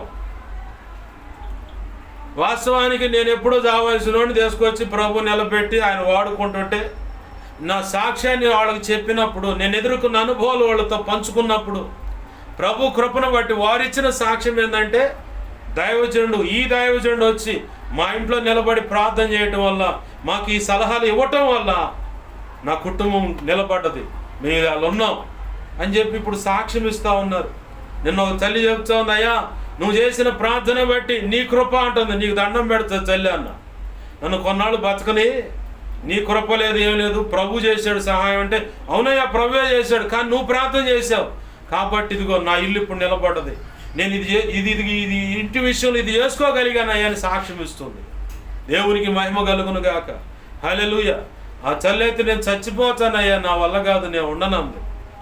చనిపోతే పరిష్కారం కాదమ్మా, దేవుని కోసం నిలబడాలని చెబితే ఆ ప్రభు కృపను బట్టి ఆ తల్లి నిలబడ్డది.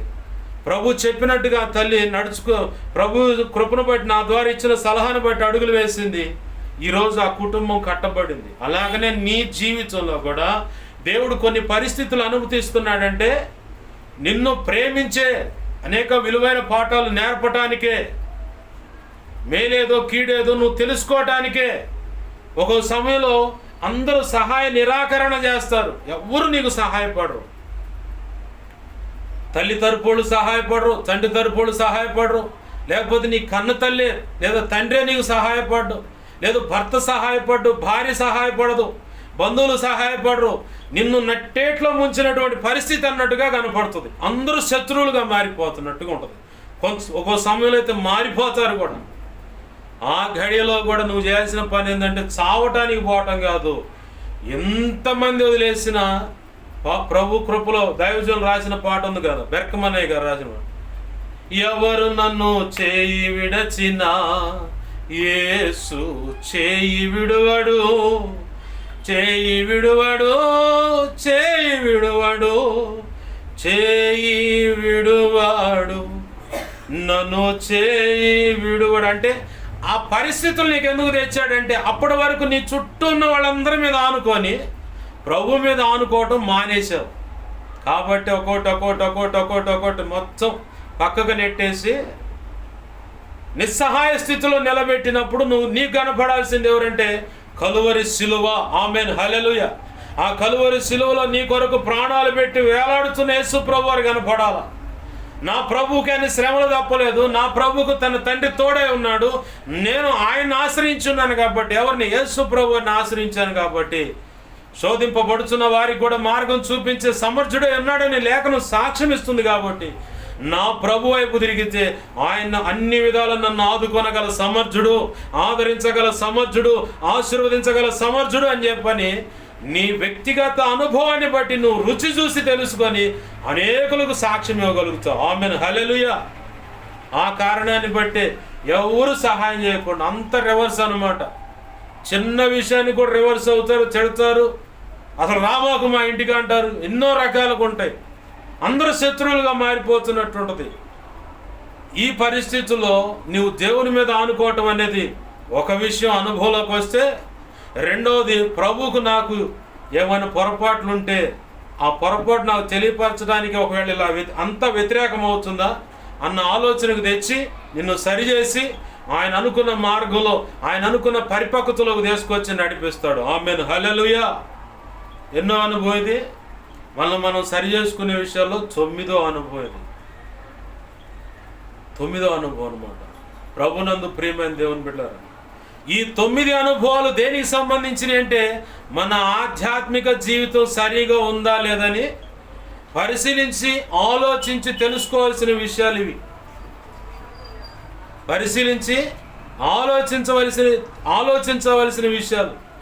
ప్రభు పాదాలు పట్టుకుందాం, ప్రభుని అడుగుదాం, ప్రభువా నేను ఎక్కడైనా నీకు నచ్చని పరిస్థితుల్లో నా బ్రతుకుంటే నన్ను క్షమించయ్యా, నీకు ఇష్టమైన కుమార్తెగా నేను బ్రతకాలని ఆశపడుతున్నాను, నాకు సహాయం చేయ అంటూ ఆయన అడుగుదాం. ప్రభు అంటున్నాడు, నా కుమారుడా నేను చెప్పు మాటలు ఆలోచించమంటూ తిమోతిని పౌలు భక్తుడు హెచ్చరించినట్లుగా ఈరోజు నిన్ను నన్ను ప్రభు సంధిస్తూ ఉన్నాడు. ఆ మాటల్లో నుంచి ఏమిటయ్యా ఆ మాటలో నుంచి సంధిస్తున్న విలువైన మాట ఏంటంటే నీ ఆధ్యాత్మిక జీవితం ఎలాగుందో ఒకసారి ఆలోచించుకునే వాటి విషయంలో 9 అనుభవాలు ప్రభు చెబుతూ ఉన్నాడు. 9 అనుభవాలు లేదా 10వ అనుభవం అనుకుందాం.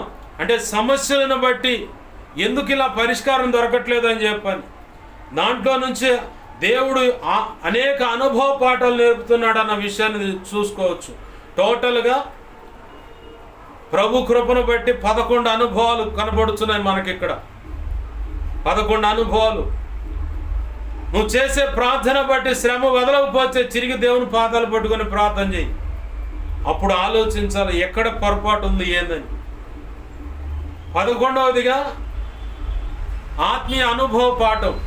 ఆ అనుభవ పాఠంలో ప్రభు నడిపిస్తున్నప్పుడు నిన్ను నిస్సహాయ స్థితిలో వేసుకువెళ్తాడు. ఎవరు సహాయపడరు. అంత రివర్స్ అయితే నా అనుకున్న వాళ్ళు అందరూ చేతులు వేస్తారు. ఇంకా రివర్స్ అయి నీ మీద శత్రువులుగా మాట్లాడుతున్నట్టు ఉంటుంది. అప్పుడు కూడా ప్రభు ఎదుట మనం ఎలాగున్నామో సరి చేసుకునే విషయం. 11 అంశాలు ఆధ్యాత్మిక జీవితం సరిగా ఉందా లేదని సరిచూసుకోవడానికి కారణాలైనటువంటి ఈ 11 అంశాల విషయంలో ప్రభు నీతో మాట్లాడుతున్నది, ప్రభు నిన్ను సంధిస్తున్న విషయాలు ఏమున్నాయో ఆయన పాదాలు పట్టుకొని ప్రార్థన చేద్దాం. రండి ప్రార్థన చేసుకుందాం అండి. ప్రభు యొక్క మహోచిత కృపను బట్టి ఆయన లేఖన కాంతిలోని పరిశుద్ధాత్మ దేవుని సహాయం ద్వారా మనం సరిచేసి ఆధ్యాత్మిక జీవితంలో ఇంకా అంతకంతకు ఉన్నత శిఖర స్థాయికి ప్రభు కృపను బట్టి ఎదిగించి వర్ధలు చేసి అనేకులకు ఆశీర్వాదకరంగా చేసి ఆయన నామ ఘనత కొరకే మనం వాడుకొని ఆయన కృపలో వర్ధలు చేయనుగాక. ఆమేన్. రండి ప్రార్థన చేసుకుందాం. ప్రేమగల మా తండ్రి, నీకు వందనాలు, కృతజ్ఞతాస్తుతులు ప్రభువా. ఇంతవరకు మీరు మాట్లాడిన ప్రతి మాటను బట్టి నీ కృతజ్ఞతాస్తుతులు. ఏ మాట వ్యర్థమైపోకుండా మా హృదయాలు పదిలపరచండి, సిలువ రక్తము చేత భద్రపరచండి. ఇంకను అనేక సంగతులు ధ్యానించడం ద్వారా, నెమరవేయటం ద్వారా మీరు మాకు బోధించడం, మమ్మల్ని బలపరచండి. అయ్యా, నేను చెప్పు మాటలు ఆలోచించమన్నావు. ఏం ఆలోచించాలంటే ఆధ్యాత్మిక జీవితంలో అడుగుపెట్టిన మేము మా ఆధ్యాత్మిక జీవితం ఎలా ఉంది దాని విషయంలో ఇదిగో 11 అంశాలుగా నువ్వు మాట్లాడుతున్నావు. ఈ 11 అంశాల్లో మేము ఎలా ఉన్నాం, ఎక్కడ సరి చేసుకోవాలి, ఆ విషయాలను ఆలోచించమంటున్నావు. ప్రభువా, నీ కృప ద్వారా మాకు సహాయం చేయండి అయ్యా. మాకంత పరిజ్ఞానం లేదయ్యా, మేము బలహీనులం. అపవాది వచ్చి ఏదో ఒక రకంగా మమ్మల్ని బలహీనపరచాలని చూస్తాడు. కానీ నువ్వు బలపరచాలనే చూస్తున్నావు, నిలబెట్టాలని చూస్తున్నావు. ప్రభువా, కనికరించండి అయ్యా. నీ మాటలు మా హృదయాలు పదిలపరచని, నీ చిత్తానుసారంగా మా పట్ల నువ్వు కలిగిన ప్రణాళిక అనుగుణంగా మా ఆధ్యాత్మిక జీవితం క్షేమాభివృద్ధి నొంది ఉండునుగాక. అది అనేకులకు ఆశీర్వాదకరంగా ఉండునుగాక. నీ కృపలో నీ పనికి ఉపయోగకరంగా ఉండునుగాక. నీ రాజ్య వ్యాప్తులు అది ఉపయోగపడునుగాక.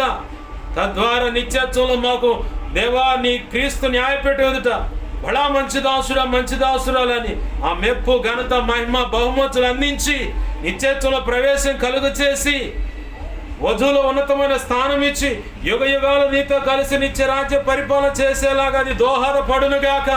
అది నీ కృప ద్వారానే జరుగునుగాక. ఆమేన్. ప్రభువా, కనికరించి సహాయం చేయమని వాక్యాన్ని మా హృదయాలు పదిలపరచండి. నీ వాక్యాన్ని హెచ్చించుకుంటూ నీ నామాన్ని కనపరుచుకుంటున్నాం. అన్ని విధాలు నీ కృప ద్వారా ఆశీర్వదించి అభిషేకించి మమ్మల్ని నడిపించమని అయ్యా, మా కోసం ప్రార్థించమని ఆయా రీతులకు అడిగిన బిడ్డలు ఉన్నారు. మా కోసం దేవా, ఇదిగో నీ సన్నిధిలో కానీ ఇంట్లో కానీ మోకరించి మా సంగతి దైవజనుడు తెలియపరిచి ప్రార్థన చేయించండి. దైవజనుడి ద్వారా మా సంగతి తెలియపరచని ప్రార్థిస్తున్న బిడ్డలు ఉన్నారు. వీరందరూ అవసర తక్కువతో నీ కృప చేత యేసు నామములో తీర్చబడునుగాక. మా కోసం విన్నదాన్ని బట్టి దేవ పరిచర్య కోసం అన్ని విధాలా ప్రార్థిస్తున్న బిడ్డలు ఉన్నారు. గతంలో కానీ ఇప్పుడు కానీ ఉపసించి ప్రార్థిస్తున్న బిడ్డలు ఉన్నారు. వారిని దీవించండి, బలపరచండి, అభిషేకించండి, రక్షించండి. ఆధ్యాత్మిక, భౌతిక, ఆర్థిక, ఆరోగ్యపరంగా కొలత లేకుండా ఆశీర్వదించి అభిషేకించి నీ సేవలో గొప్పగా నువ్వు వాడుకొందువుగాక. ప్రభువా, మాకు మా మీద ఇంకెవరికైనా కళలో, నిద్రలో, దర్శనం, స్వప్నాలు చూపించబడ్డ సమస్త చీకటి శోధనటి ప్రభావం యేసు నామమున నీ మహాపునరుత్థాన శక్తిని బట్టి కలువరి శిలువలో మా కొరకు నువ్వు కాచిన రక్తాన్ని బట్టి బంధిస్తున్నాం, లయపరుస్తున్నాం. బంధించి లయపరిచిన కృతజ్ఞతాస్తుతులయ్యా. అయ్యా, నా కోసం, మా కోసం, మా మీద ఇంకెవరికైనా ఇదిగో తండ్రి, మాకు మా మీద ఇంకెవరికైనా కళలో, నిద్రలో, దర్శనం, స్వప్నాలు చూపించబడ్డ సమస్త మంచి కళ, మంచి స్వప్న, నిద్రలో చూసి సమస్త మంచి యేసు నామములో నీ మహాపునరుత్థాన శక్తిని బట్టి కలువరి శిలువలో మా కొరకు కాచిన రక్తాన్ని బట్టి యేసు నామములో త్వరపెట్టేవి జరుగునుగాక, నెరవేర్చబడునుగాక. త్వరపెట్టేవి జరిగేలా చేసి నెరవేర్చినందుకు కృతజ్ఞతాస్తుతులు మా ప్రభువా. కనికరించమని ఈ వారం అంతట్లో ఉన్న సంఘ క్రమాలు, ప్రయాణాలు, అన్ని విషయాలు మీరు చూడు, నడిపించి నీ కృపలో వర్ధలు చేసి ఆశీర్వదించు. అనుకున్న పని జరిగించి నీ సంతోషం పరిపూర్ణమైనట్లుగా అన్ని విధాలు వాడుకొని అన్ని విధాలు నీ పని జరిగించుకుని నువ్వు మాత్రం మహిమ పొందమని బతిమలాడుతూ ప్రభు ఆ పాటల పరిచయం కూడా ఆశీర్వదించి కావలసిన ధనం మాకు అనుగ్రహించి నీ చిత్త ప్రకారం పాట రికార్డింగ్ జరిగించమని అన్ని విధాలు సహాయం చేయమని యేసయ్య నామములోనే ప్రార్థించి బిడ్డలందరినీ దీవించి 2 తిమోతి 1:12 ప్రకారం నీ చేతులకు అప్పజెప్పి నీ నామాన్ని గొప్ప చేసుకుంటూ గణపరుచుకుంటున్నాం మా తండ్రి. ఆమేన్.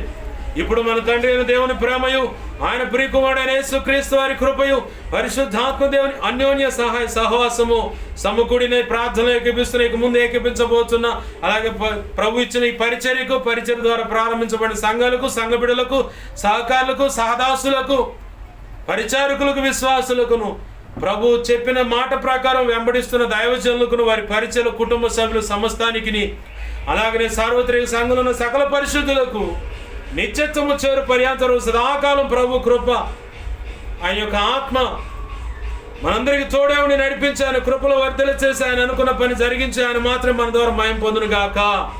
ఆమేన్. యేసు రక్తమునకే ప్రవేశు రక్తమునకే ప్రవేశు నామమున సంపూర్ణమైన విజయం కలుగును గాక. ఆమేన్. అపవాది వాడి దూతలు, చీకటి, అంధకార శక్తులు, క్రియలు అవెంత ప్రమాదకర మంత్ర ప్రయోగాలు అవేవైనా సరే వాటన్నిటికీ అనంతనాశనం, సర్వనాశనం, నిత్యనాశనం కలుగును గాక. యుద్ధము యెహోవాదే. ఆమేన్. యేసు రక్తమునకే జయము జయము జయము. హల్లెలూయా హల్లెలూయా హల్లెలూయా. అందరికీ వందనాలు. ప్రభు యొక్క మహా ఉచిత కృప మనందరికీ తోడై ఉండి నడిపించును గాక. ఆమేన్ ఆమేన్ ఆమేన్. అందరికీ వందనాలు.